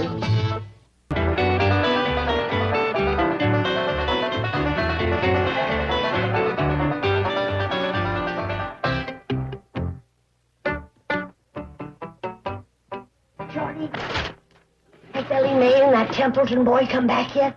No, Mom, she's still showing him around the fair. Oh, Shorty, them two was meant for each other. It's a marriage made in heaven. We'll hold the wedding in the little wilderness church down there. Oh, Granny. Ellie Mae and that young wood chopper just met. How can you be sure they're going to get married? A voice came in the night, calling loud and clear. Matthew Templeton is going to marry Ellie Mae Clampett. Jed heard it, too. Sure enough? Yeah. He pounded on the wall and told me to shut up. Granny, if wishing will make it so, you'll have them two on their honeymoon before you... Shorty, what if she takes him inside the mill? What of it? That cake that Ellie baked. They're using it for a millstone. No. Yeah. Eck Bozeman is grinding corn with it. Jed and me tried to buy it back, but he wouldn't sell. The fellow that runs that mill bought my cake at the cake baking contest. Really? I'd like to see it. Well, come on, let's go in. Come to think of it, I'm sure that cake's been eaten by now. Yeah. Reckon you're right. Granny says that fellow makes the finest brooms in D.C. Hill. I've heard that the best wedding present for a new bride is a new broom. Granny says that, too.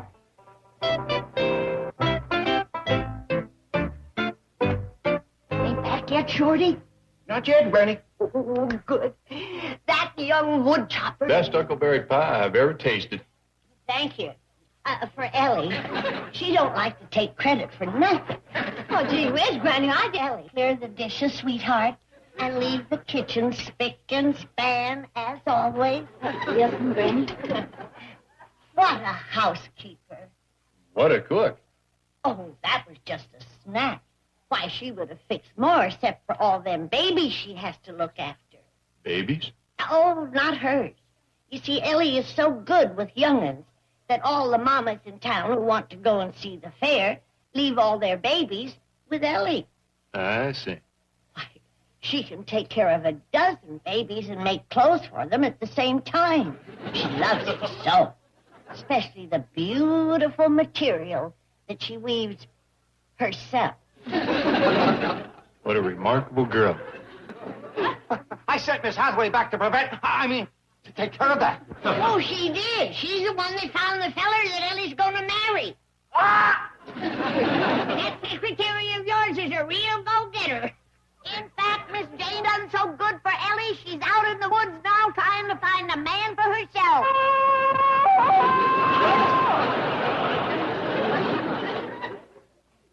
I'll get her, I'll kill her, I'll strangle her. Listen, Granny, I'll be on the next plane. Well, we'd love to have you come for Ellie's wedding, Mr. Drysdale, and you can bring Jed's $85 million with you. But who's going to take care of the critters? Don't worry, I'll see that the critters are taken care of. Yes. Bye.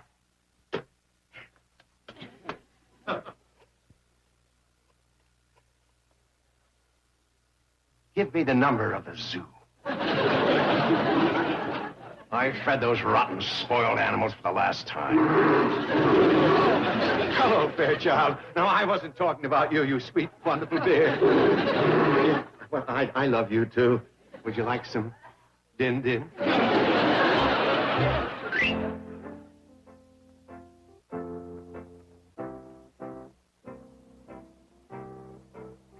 That's a beautiful little church. Dandy place for the wedding, don't you think? Perfect. Very inspiring.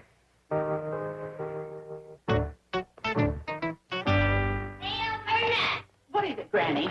I'm very busy with details of the wedding. I suppose you've heard that my daughter's getting married, haven't you, Jethro? Elverna, this ain't Jethro. This is Matthew Templeton. I thought Jethro had changed. Matthew, this is Elverna Bradshaw. How do you do? Hello. He's the man that's going to marry Ellie Mae. What? Is that true? Yes, ma'am. We've just come from the church where the ceremony's going to be. Is that true? Yes, ma'am. A day or so before your daughter's wedding. Is that true? Sooner the better. What's the matter, Elverna? You look a mite green. No, I'll be all right. I don't believe I've met your future son-in-law. What does he look like? Robert Holloway, he very much resembles Mr. Templeton here, except he's taller and broader through the shoulders. Oh, he and Victoria Rose make such a handsome couple. In fact... Granny, you! Look what I found in the forest! He's no Adonis, but finders keepers. Let go of him! Robert Holloway, what happened to your glasses? This lady was pulling me through the woods, and I ran into a tree. Oh, you snook! Is that you, Victoria Rose? Oh, sweetheart? No, it's your future mother-in-law. Oh, Mother Bradshaw, of course it's you. I didn't see you. Oh, get into the bucket, you nitwit. Of all the humiliating experiences, I'll be the laughingstock of the entire community. Why, Mother Bradshaw? Oh, shut up. Thank you, Mother Bradshaw. To you, too.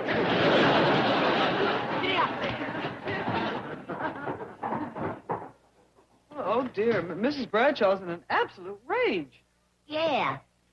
You know, I think maybe this is the happiest day of my life.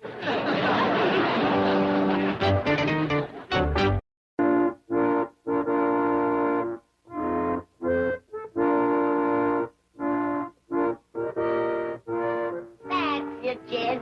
Now fetch the bride over to the groom and put her hand in his. And then the preacher says, who's going to give this woman to be wed to this man? And I say I do. Doggone, I wish I was really the groom instead of just standing in for him. Oh, get back on the box, Shorty. We're going to rehearse the wedding again. Hey, Granny, is this all the best man does? Just stand here like a dummy? Yeah, and you do it real good. Well, I got to get over to Bug Tussle and meet a girl. Who is she, boy? Now, that can all wait. He's going to run through the wedding again. Granny, I told Harold Lindsley I was going fishing with him this morning. Now, what's more important? Hooking a fish or a husband for Ellie? He done got him hooked. Here he comes now, heading this way. Run upstairs and change, Ellie. It's bad luck for the groom to see the bride in her wedding dress before the ceremony. Yes, Granny. And put on something pretty, darling. And dab a little vanilla extract behind your ear. There's nothing that tantalizes a man like a whiff of that. Howdy, everybody. Howdy. Bye. Been chopping wood, Matthew? Yes, ma'am. Split 50 rails this morning. Hope to do as many more before nightfall. Well, now, don't work too hard, son.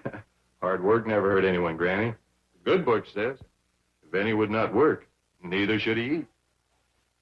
Well spoke, young fella. What is there that is illustrious that is not also attended by labor? Cicero. Correct. Ain't he something, Miss Jane? Oh, he is indeed. Tell me, Mr. Templeton, are there any more at home like you? Well, Oh, yes, Miss Jane. Matthew tells me he's got a big family to home. You know, young fella, we'd be pleasure to meet your family. oh, the pleasure would be mine, Mr. Clampett. Take a while, though. We live a few miles beyond Possum Ridge. We could go over to your place if it'd be handier for you. Oh, my family will love coming here. They don't get to town very often. Well, fetch him over. We can probably make it by mid-afternoon. Fine and dandy. That ought to be about 4 bass and a couple of perch from now. Well, if you'll excuse me, I'll be putting on my fishing duds. Me too. You want to wet a line with us, Miss Jane? Oh, no. I plan to don my bird-watching outfit and do my fishing in the forest where I first saw Matthew here. Oh, well, good luck. Thank you. This shall be my lure.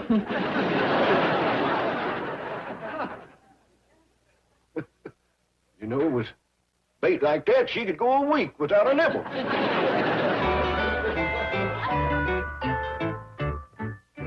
Hi there, Matthew. Ellie Mae, you look beautiful. Why, thank you. Matthew is fetching over his whole family to meet us. I'm going to try to catch enough fish so they can all stay to victuals. That's wonderful. They love fish. And nobody cooks them like Ellie. Me, Granny? The modest little young'un. You cook them rolled in cornmeal? Well, no, I just wear an apron. Nobody jokes like her, neither. If you like cooking and joking, she's your girl. Maybe Matthew would like some of that cold lemonade that's in the icebox. That does sound good. Oh, well, I'll fetch it right in. That girl is so sweet that when she squeezes lemons, you don't need sugar. Sure, he's going to make a pretty bride, Mr. Templeton. She is for a fact. Oh, what a handsome groom. Thank you, Mother Bradshaw. Not you. I'm talking about the man Ellie Mae Clampett's going to marry. Well, he's tall and husky and handsome. But other than that, he doesn't look like much. Oh, wait in the buggy. Yes, ma'am.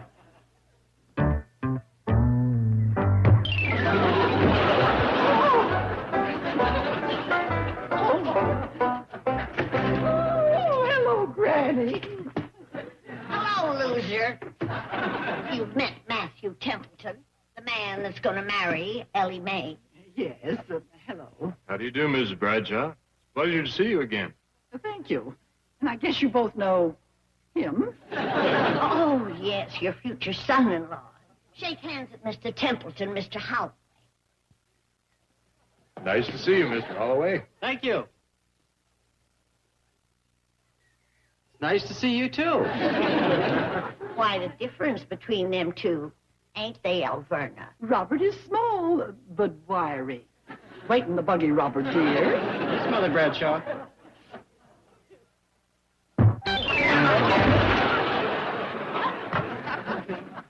You must have forgot to wire him this morning.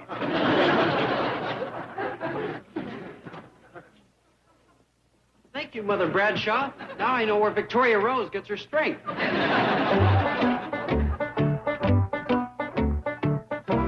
Nice to see you, folks.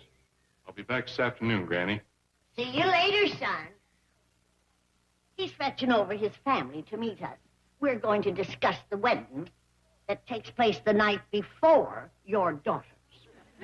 Granny, dear, about our bet, you know I'm one of your oldest friends. Oh, that's true, Alverna. They's friends I've had longer, but you're the oldest.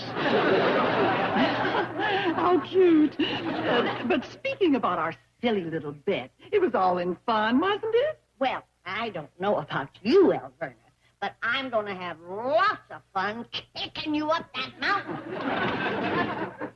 Howdy, Alverna. Hey, would you like to come over and join us for a fish supper? No, she wouldn't. She's going to be eating crow. Oh, is that your future son-in-law in the buggy yonder? Yes, that's him.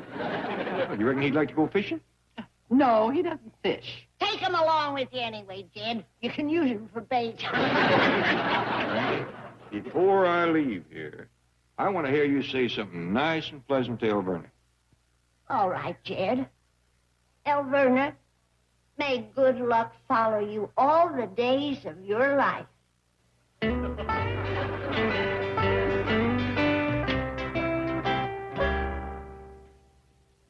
never catch up with you.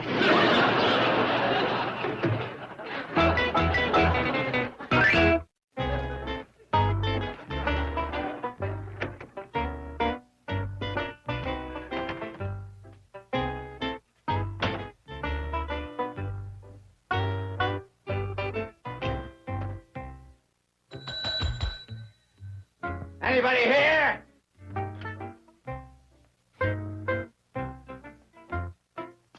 Yes, sir. I'm here.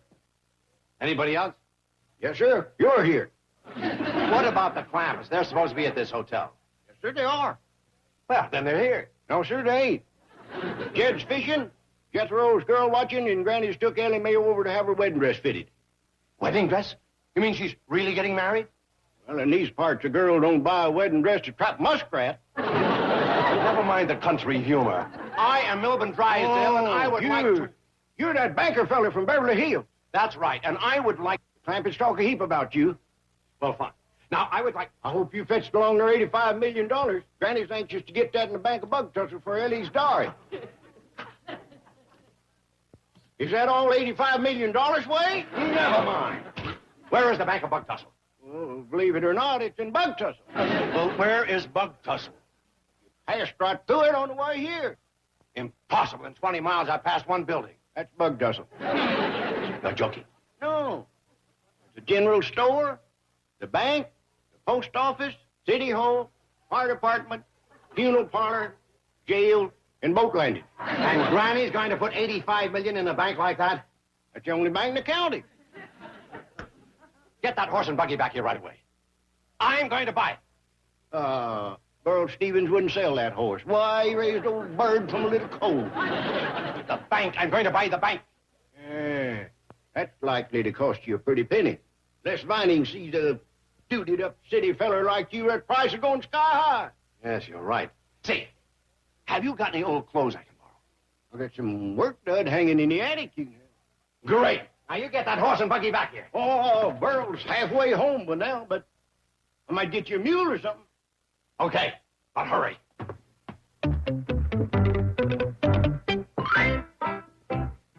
There. These clothes will be fine, Shorty. Shorty! Oh, Sam, look! I have found in the forest the abandoned nest of a crimson-fronted finch. Shut up! Chief, when did you get here? And what are you doing in this ridiculous outfit? You think I look ridiculous? Just step in front of a mirror if you want a real laugh. I have been bird watching. You're supposed to be clampet watching. I sent you back here to keep them from settling down and taking the money out of my bank. Chief, they're happy here. You can't put money ahead of happiness. Don't bet on it. And you were supposed to keep Ellie from getting married. But she fell in love. Sure, you can't put money ahead of love. Don't bet on it. I got you a jackass, Mr. Drysdale. That I got. Get me a mule. No, see here. What I mean is, I got you a little donkey. A burro. Oh, good. Will it get me to bug tussle back? Oh, sure. Leroy Cheney's got it saddled up and ready for you out front. Okay. Hey, Chief, why are you going to bug tussle? To buy the bank. If the clampers move their money out of Beverly Hills, I'll be waiting for it in bug tussle.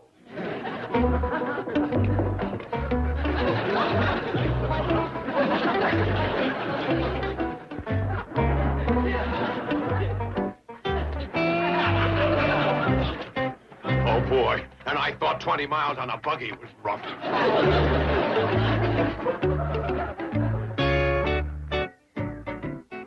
Who's that, Miss Jane? Oh, you mean on the donkey? Yeah, friend of yours? Oh, believe me, he's no friend of mine. Just a drifter, huh? Exactly. A tramp, a derelict, a worthless, money-hungry bum. Glad he's leaving town. Good riddance indeed. Wonder where he come from. I would say from under a large, wet rock.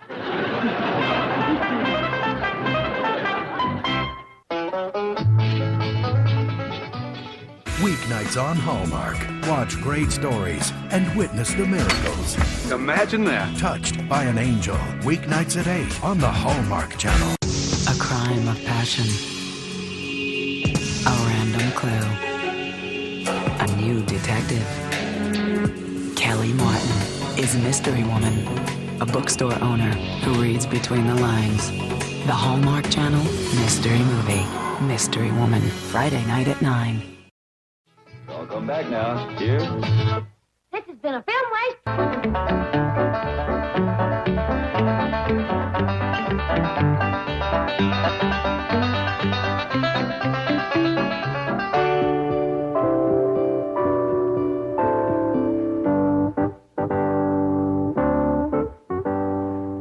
Now, hold still, Ellie. We want this wedding dress to fit just so. If you ask me, it fits like the skin on an onion now. Did anybody ask you? No. Well, then mind your pins. Ow! Oh, I'm sorry, darling. I'm afraid my eyes ain't what they used to be for clothes work. We better step over to Dorothy Palmer for the fine fitting. See you later, Granny Ellie Mae. Where do you think you're going? I'm going fishing with Harry Leslie. Your future son-in-law is fetching his family over here to meet us, and you're going fishing? Oh, I'll be back in plenty of time. He said he couldn't get here till the middle of the afternoon. You run along, honey. I'll be with you in a minute. Yes, Uncle. Jed, we have got to put on the dog for the groom's family. And you show up looking like a sharecropper and smelling like a catfish, they might want to call the wedding off. Oh, they couldn't do that, could they? Not really. They might want to, but I've got that groom nailed down like an oak plank. We were sitting right there at that table when he said to me, I'd be proud and honored to be the man who marries her. have I got him nailed down or have I got him nailed down? I think you got him nailed down, Granny. I'll be over to Dorothy Palmer's helping with Ellie's wedding dress, Shorty. Oh. Well, here we are, son. Here we are where? What is this? Nowhere USA? There's supposed to be a fair going on. Hundreds of yokels with their pockets bulging. I gotta hustle and not scratch to get back to the big town. Hey, New York. New York. No, sir, this ain't New York. You're joking. It's over down the city. My son runs a hotel yonder, Shorty Kellum's. Oh, where are the people, my friend? I mean, the suckers, the rubes. What happened to the fair? Hey! The fair! Silver Dollar City Fair! Yeah, bug tussle, too, in Branson and Blue Eyes, fair all around here. But it's raining in Eureka Springs. Thanks for the weather report.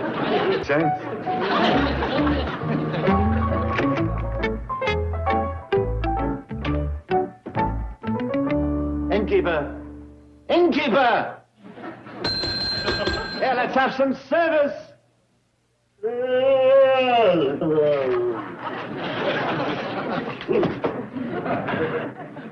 You woke me up out of a sound sleep. Fine. Now, if we can just manage to wake the rest of the town. My name is Schaefer, Honest John Schaefer. Perhaps you've heard of me, president of Schaefer Enterprises Incorporated. My card.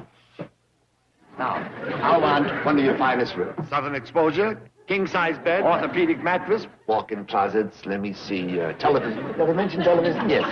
Television set, large, color, bath, tub and shower, and sun lamp, of course. Why are we standing here? Front. Boy! Now, after I've rested, send the waiter up with a wine list and menu.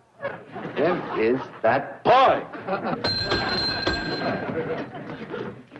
Now, here you are, son. Now, I want you to take my luggage up to the presidential suite. Hey, that is a nice gesture, employing Boy Scouts. Now, I know you're not supposed to accept tips, my son, but at the end of my stay, I'll speak to your troop leader and recommend you for a merit badge. Now, you, remind me, She ain't a Boy Scout.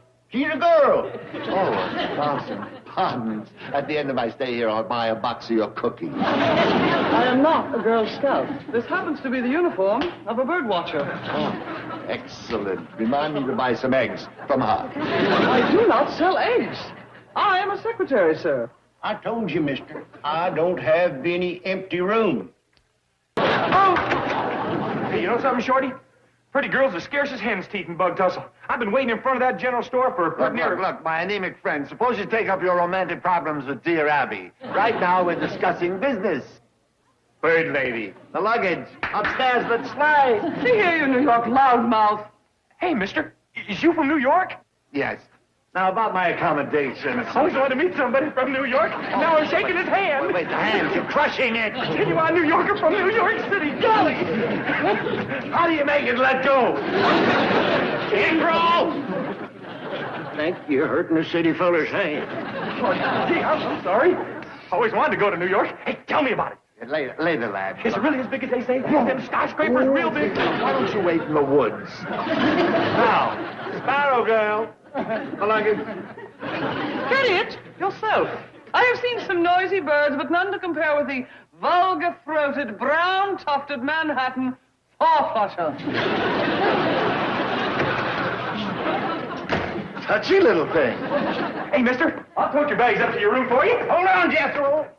I ain't got no empty room for this feller. You don't by any chance happen to have a larger bird's nest, preferably one with running water. Hey, mister, you can stay in my room if you don't mind sleeping betwixt Uncle Jed and me. Fix what and whom? Uncle Jed and me. I'll even sleep in the attic if you'll take me to New York with you. No, forget it, kid. Hey, but mister, New York's where I belong. I'm a big city fella at heart. Sure you are. Look, kid, go play with the frog, huh? Hey, but mister, I'm not like the rest of my family. They's a bunch of hicks and rubes. I'm smart. I got a 6th grade education. Well, remind me to send you a fountain pen. Now blow, will you, kid? Hey, but wait. What is it? What? You won't even have to pay my way to New York. My Uncle Jed's got $85 million. Swell, I'll send up a flare. Doggone it. What was that you just said? Doggone it. Go ahead of that. You don't have to pay my way. Between that and doggone. My Uncle Jed's got $85 million. Glad to see you. Is this boy on a level? I mean, this isn't the Silver Dollar City funny farm, is it? Oh, no. Here's Uncle Jed has got more millions than you can shake a stick at. The luggage. To the room, boy. Send up a menu and a large stick. Tell me more about your family. Well, besides Uncle Jed, there's Granny and Ellie. Ah, beautiful people, I'm sure. You gonna take me to New York with you? I intend to take the entire family. Diggity dog! Hot diggity dog! Just think of that. You ain't came up with that? I'm thinking, dog, this kid's a natural raconteur. That's funny. Look, you must teach me more of those funny expressions. Huh? It's funny.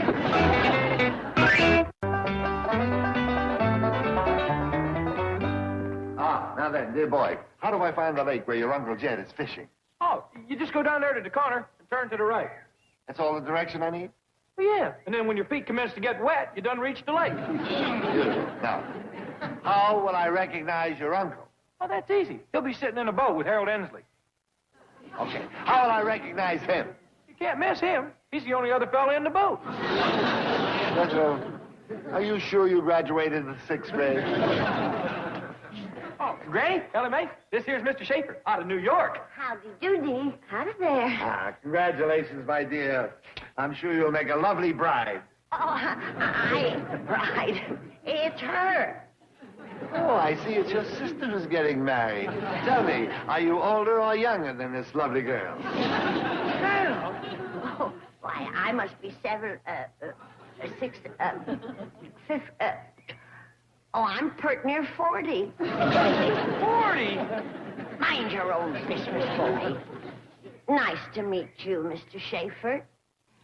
Come on, sis. Bye, Mr. Schaefer. Au revoir, mademoiselle. Enchanté.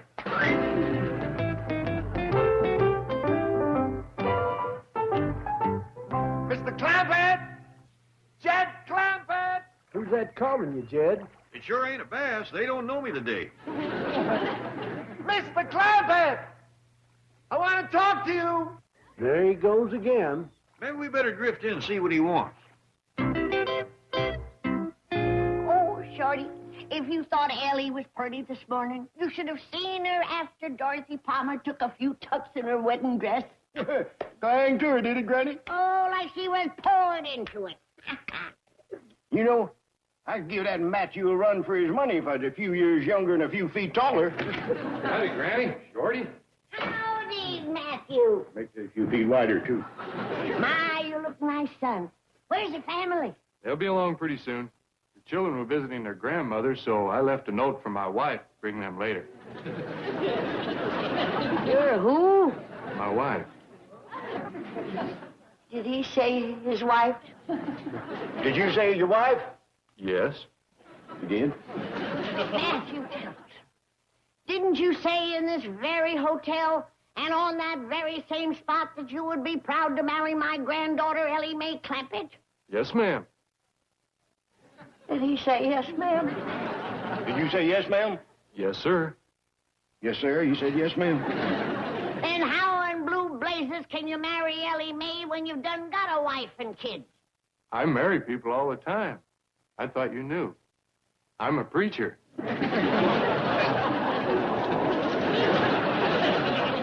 Granny? Shorty, did he say? Did you? I did. You did, Granny.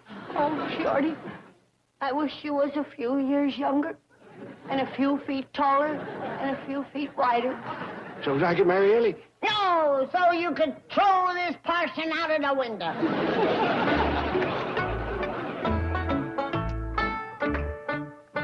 Granny, want to hear something funny? A city fella come down to the lake and talked to me. He wants us all to move to New York. Let's go. That's what I told him. I said Granny would never... What did you say? I said, let's go. What about Ellie's wedding? It's off. Matthew's done married. Married? Why, he said... I know what he said. He marries people all the time. He's a preacher. Preacher? Well, if that don't beat all. Well, it won't beat El Vernon. Said, let's get away from here as far as we can and as quick as we can. But Granny... Oh, here you are, my friends. Oh, I just heard the distressing news, but don't you worry, lovely lady. Another young man will ask for your hand. Oh, I done told you I ain't the bride. Oh, I keep forgetting. Mr. Clampett, with your permission, I would like to track this would-be groom to his lair and thrash him within an inch of his life. Oh, no. I say, let bygones be bygones. My gosh, what a wise bit of philosophy. What homespun humanitarianism. New York will appreciate a man of your wisdom and understanding. Well, we ain't decided to go. Tell me, Mr. Schaefer. Please, friends, call me by the name I am known the country over. Honest John. Tell me, Honest John, is there a lot of nice young single fellas in New York that Ellie could meet? Dear lady, the streets of New York abound with single men searching for wives. And so honest and forthright are these swains that they wear hats to indicate their eligibility. Consequently, the Indians name the city City of Man with Hat On, which has typically been shortened to Manhattan. That's the town for us. Hold on, Granny. I hear tell New York is nothing but cement and tall buildings. We kind of cotton to the open country. Well, it just so happens that right in the middle of Manhattan, there is a paradise of open fields, meadows, trees, brooks, and lakes known as Central Park. And I'm willing to sell it to you at a sacrifice. It belongs to you, doesn't it? Left to me by my late lamented uncle, Sam Central. Let's buy it, Jed. We can live there. Ellie can get a husband, and we can raise some taters and corn and run a few cows and hogs and goats. Very fulfillment of my uncle's dream. He took it to his grave. Unfortunately, I am not a man of the soil myself. Well, Jed and me will farm it. Won't we, Jed? I reckon it wouldn't do any harm to look at it. We can be on a plane within the hour. Well, just give me time to tell Ellie Mae and Jethro to get packed. They's packed, and so am I. I reckon I'd best get busy. You're packed, too. Let's go. All right, come on, Mr. Shaker. Honest John. Honest John.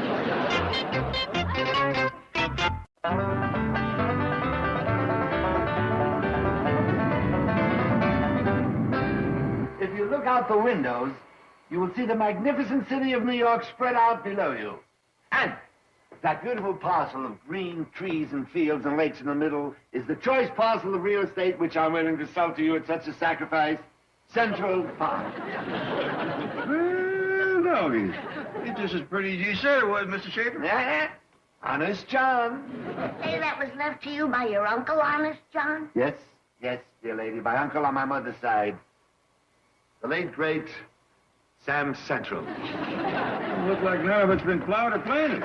Virgin land, Mr. Clamper, awaiting only the touch of someone like yourself, a man of the soil.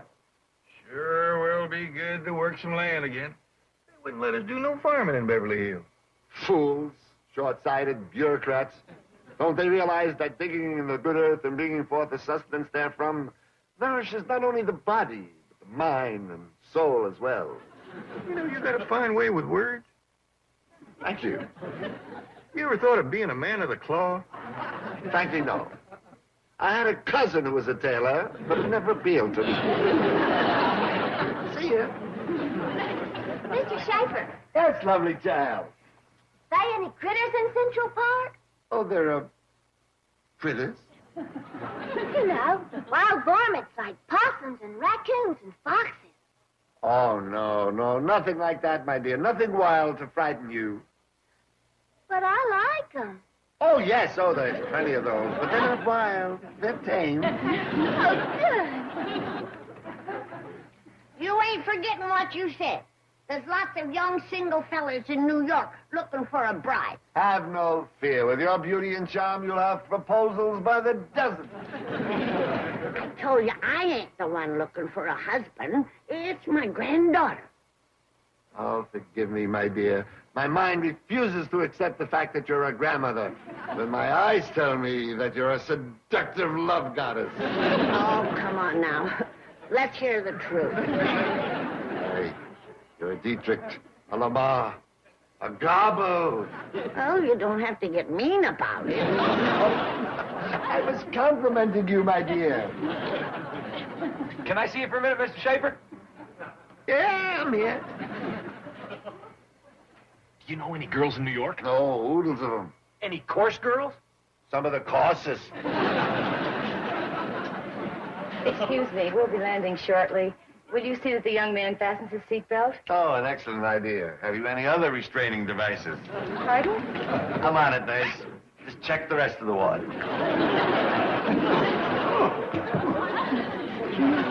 Oh, boy, what a rotten ride. What do they call you, a jackass?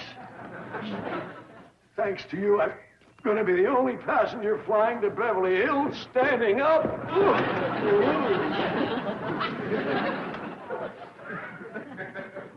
Well, Shorty, it almost killed me. And it cost me $50,000, but I bought the bank a bug tussle. And now when the Clampers deposit their money, I've got it. Well, good for you. You own any banks in New York? No? Why? So that's where they's headed for. New York? The Clampers? Yeah, city fella sold them a place called Central Park, and there's only way to see it. Your secretary left a message here for you. She's out bird watching. Mr. Drysdale? Where could he be? Mr. Poor fella. Guess he ain't used to riding a jackass.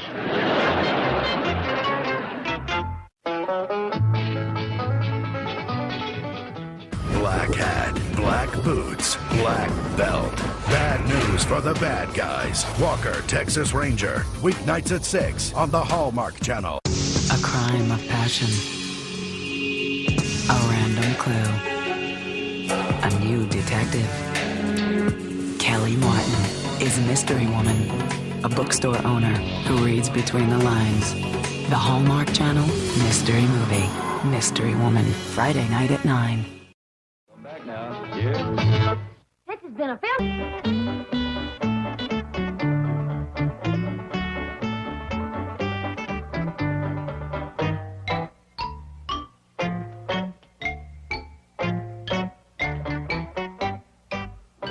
Miss Hathaway, get a move on. We'll miss our plane to New York. Come on, come on. Gee, please stop yelling. I'm doing my best. Is Shorty here with the wagon? No. Nobody's ready but me. The Clappers are buying half of New York from a confidence man, and I'm stranded here in the middle of no place. Please calm down. Calm down? You heard what Shorty said. That con man has already sold him Central Park. And we've got to get there before they buy the rest of Manhattan. Really? Go and find Shorty and get that wagon here. $85 million hanging in a balance, and I'm the only one ready to go. Except for one thing. What's that? Your trousers.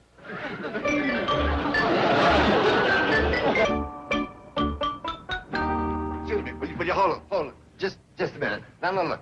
Friend, before we disembark, there's something I'd like to explain. I have long been closely associated with the New York police force. They always love to see me come to town. Is that a fact? Are they friends of yours, huh? Chums, pals. In fact, when we enter the terminal, you may notice several of them may converge upon me and begin to ask questions. What kind of questions? Oh, questions concerning unsolved crimes. I'm considered somewhat of an expert in the field of criminology. I like to help the boys in blue whenever I can. Well, it seems to me helping the police is as fine a thing as a fella can do. Well, thank you.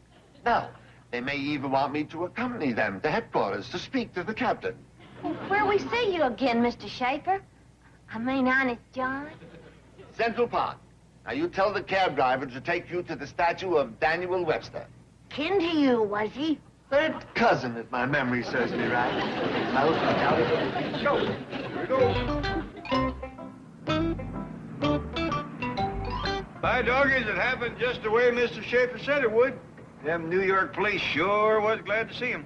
We no sooner stepped foot in the building than 3 of them came rushing up to him. Grabbed him by the arms and pretty near carried him out. Likely the captain had some tough questions to ask him. Well, he's the one that can answer them. He's a smart fella. Now, where do you folks want to go? Are you stopping at some hotel? No, just take us to the piece of property we was buying, Central Park. You're buying Central Park? Oh, yes, we's gonna farm it and raise hogs and chickens and cattle there. Watch out. Sorry. Ordinarily, I don't drive like a nut. No offense. We're coming to Central Park. Any particular place you want to go? Yeah, let us off at the statue of Daniel Webster. That's where Mr. Schaefer said to meet him. Right. Mr. Schaefer is the fellow that's selling us the park. I see. Folks call him Honest John. What else?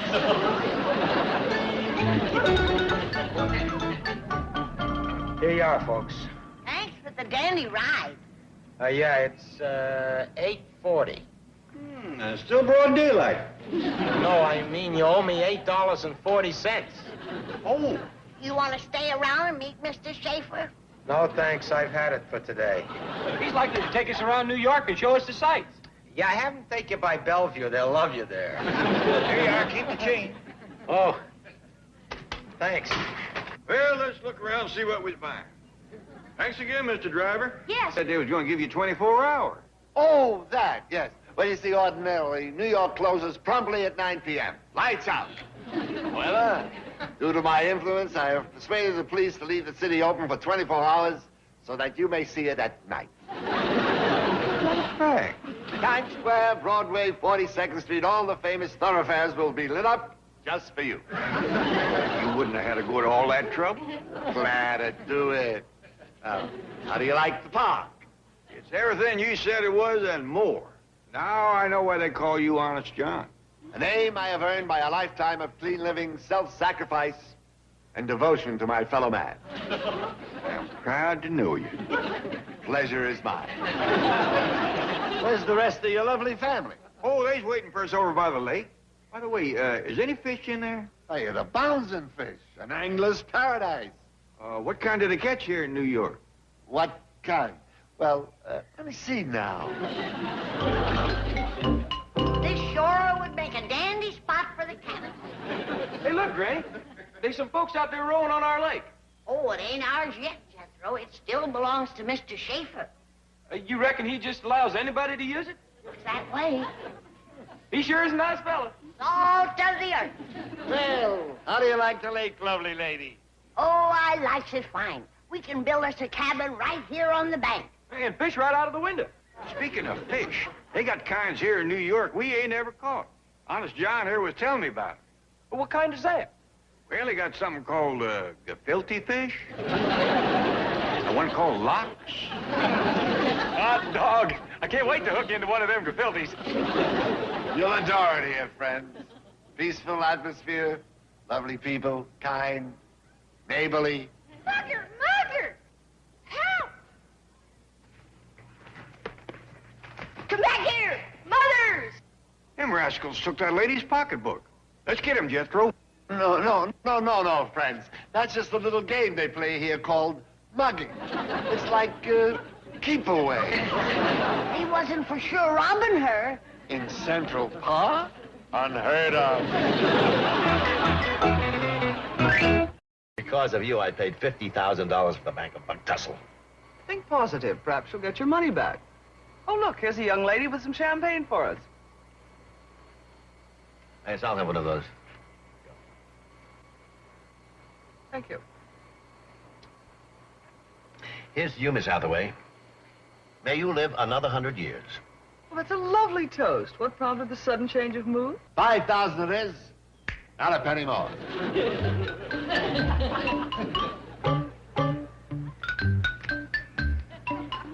Well, doggy, there's some big ones in there. 1, 2, 3, 4, 5. And I still got me some walking around money. Well, what do you say we get up and walk around?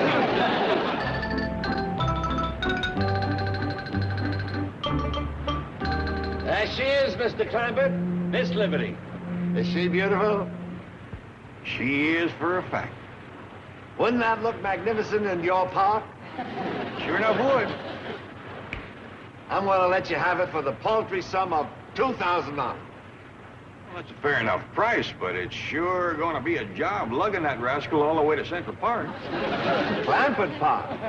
Paid for it, it should bear your name. Yeah, well, like I said, moving that big statue is going to take some tall doing. Looks awful pretty right there where it is. I think I sense a humanitarian gesture in your attitude. You're thinking of leaving it there where everyone can enjoy it, right? Yes, sir, I was thinking just that. Beautiful. You're a beautiful man. Tell you what I'm going to do. You see the island it stands on? Yes, sir. I'm throwing that in free. I say match generosity with generosity. Oh, thank you, thank you. You know, I can't wait to bring the rest of the family out to see you. How would you like to bring them out on your own boat? You got one for sale? The one you're riding on. The Staten Island Ferry. You own this boat? Picked it up last month from my friend, Alexander Staten. I'm willing to let you have it for exactly what it cost me. It's a pleasure to do business with you, Honest John. Pleasure is mine. Have you ever thought of owning your own bridge? No, sir. I have a bridge that I picked up at an auction last week from the estate of Oscar Brooklyn.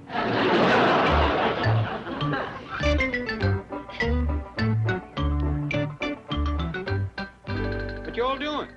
Building a fire pit to cook our victuals in. Except we ain't got no pot to cook in, nor a cabin to throw it out of. Well, we'll buy us an axe and a pot and go to homesteading directly. Where's Mr. Honest John? You know, that fella is so popular with the police, you can't believe it.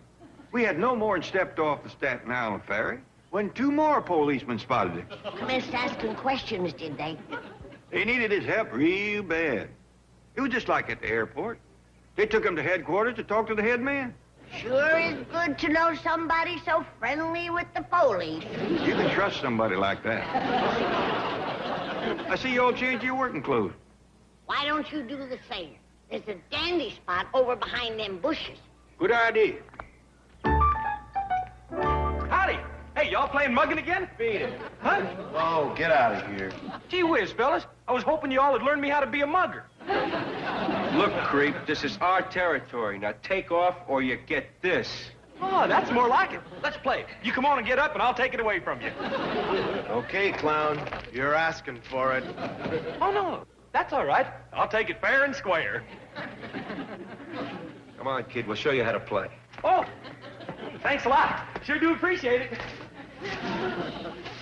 Oh, that's smarts. Wait till I give you this. Hey, that's smarts, too. Yo, I'll play rough. But if that's the way the game is played, let's go. Yo!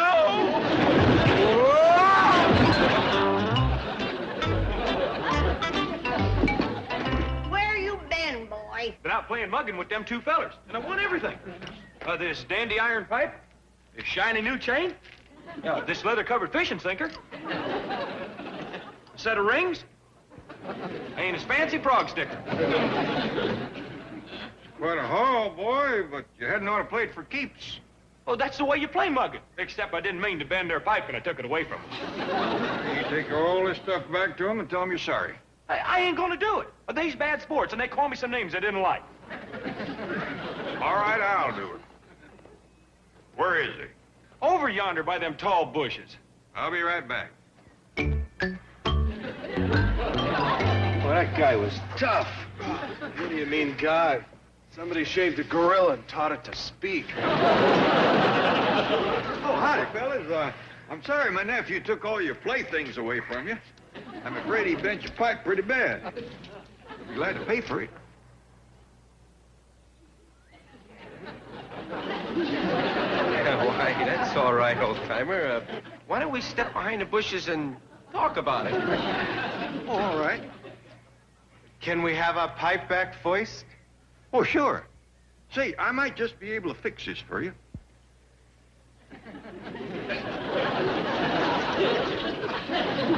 Yeah, that don't look half bad. They shaved another one. What'd you say? Nothing.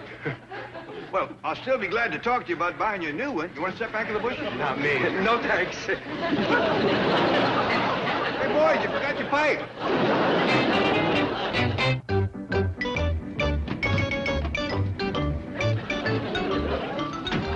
Remember, Shifty, you have 1 hour to catch a plane out of town. That captain distinctly said I had 24. Been shortened to 1. This is a prime example of police brutality and persecution. My good friend, the mayor, will hear of this. Well, he's the one who shortened it. But I know my rights under the law. I was rushed from one precinct to another without being able to talk to my attorney. Why couldn't you talk to your attorney? My collect call was refused. You now have 58 minutes to catch your plane. The city of New York has not heard the last of this. My constitutional rights have been abridged. I'm taking this to the Supreme Court. I'll make it a test case. I'll not rest until I receive complete satisfaction. One more word and I book you. I'm satisfied. I'll rest on the plane. Goodbye, my friends. At your service anytime. Love those dedicated lads in uniform. New York's finest. Hey, think might hire you, too. Spoken to them? Well, no, but they's always so glad to see you. All year round, free of charge. That they do. They owe it to you for the way you're always willing to help them. Well, the police have need of my vast knowledge of crime. And you sure give it to them. At every opportunity. Well, come on over. Granny is cooking up some groundhog stew and gopher gravy. That sounds atrocious. Oh, it is. You love it. Unfortunately, I've just received word that I must leave town. Oh, shucks, that's too bad. Where are you going? Probably Chicago. The heat's off there. We sure are going to miss you, Honest John. I shall miss you, dear friend. Oh, here you are. Granny says pretty near time for victuals. Fiddles? Yeah, a groundhog and gopher. Perfect name. Ellie, I wish you'd wear a dress. How you expect to get a fella when you look like one yourself? Well, gee whiz, Pa. Maybe she'll listen to you. Tell her she looks like a fella. Mr. Clampett, I have bent the truth in my day, but that would be ridiculous.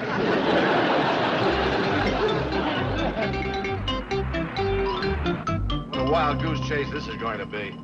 We've got to find 4 people in a city of 8 million. Now, Chief, it's not that bad. Well, we'll start with Central Park. Oh, great. Did you hear that, driver? 1,000 acres of park, 10,000 people, and she thinks 4 hillbillies will be easy to find. She's right. What? I'll take you right to them. And if you're their doctor, believe me, they need you. Well, I reckon that wraps up our business, Honest John. How much I owe you for now? Let me see. Paid for Central Park, Statue of Liberty, Staten Island Ferry, Brooklyn Bridge. That means you still owe me for the Empire State Building and the Algonquin Hotel.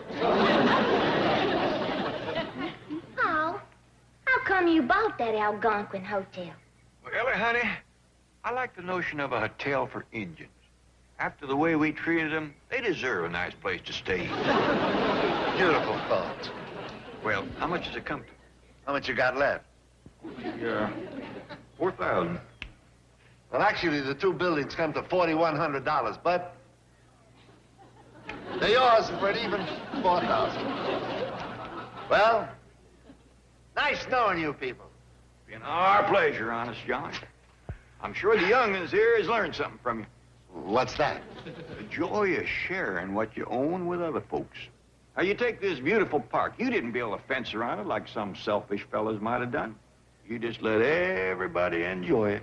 That's the truth. Kids on bicycles, people on horseback, and folks out rowing on the lake. And lots of critters, too.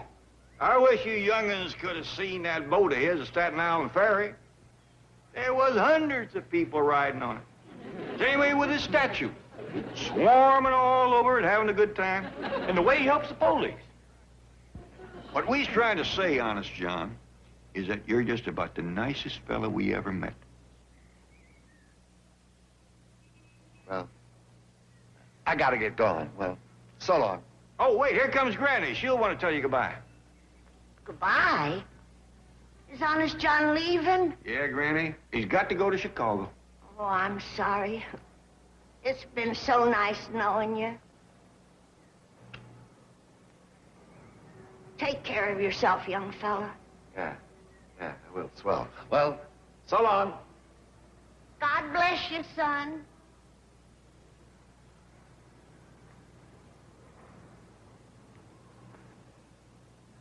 Look, folks, I got no use for this money. I mean, what's a few thousand for somebody like me? I'm loaded. I got plenty myself. Give it to the Indians at the Algonquin.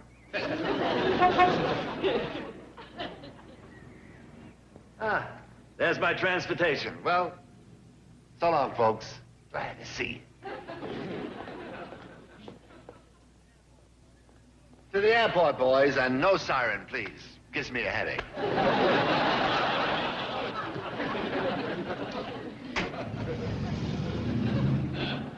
Police sure is crazy about him. With good reason. He's a dandy fella. I hope our paths will cross again.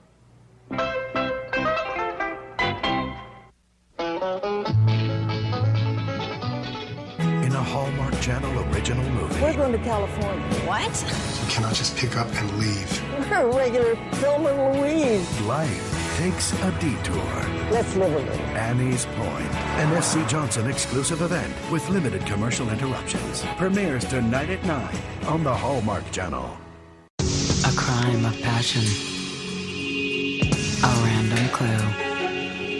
A new detective. Kelly Martin is Mystery Woman, a bookstore owner who reads between the lines. The Hallmark Channel.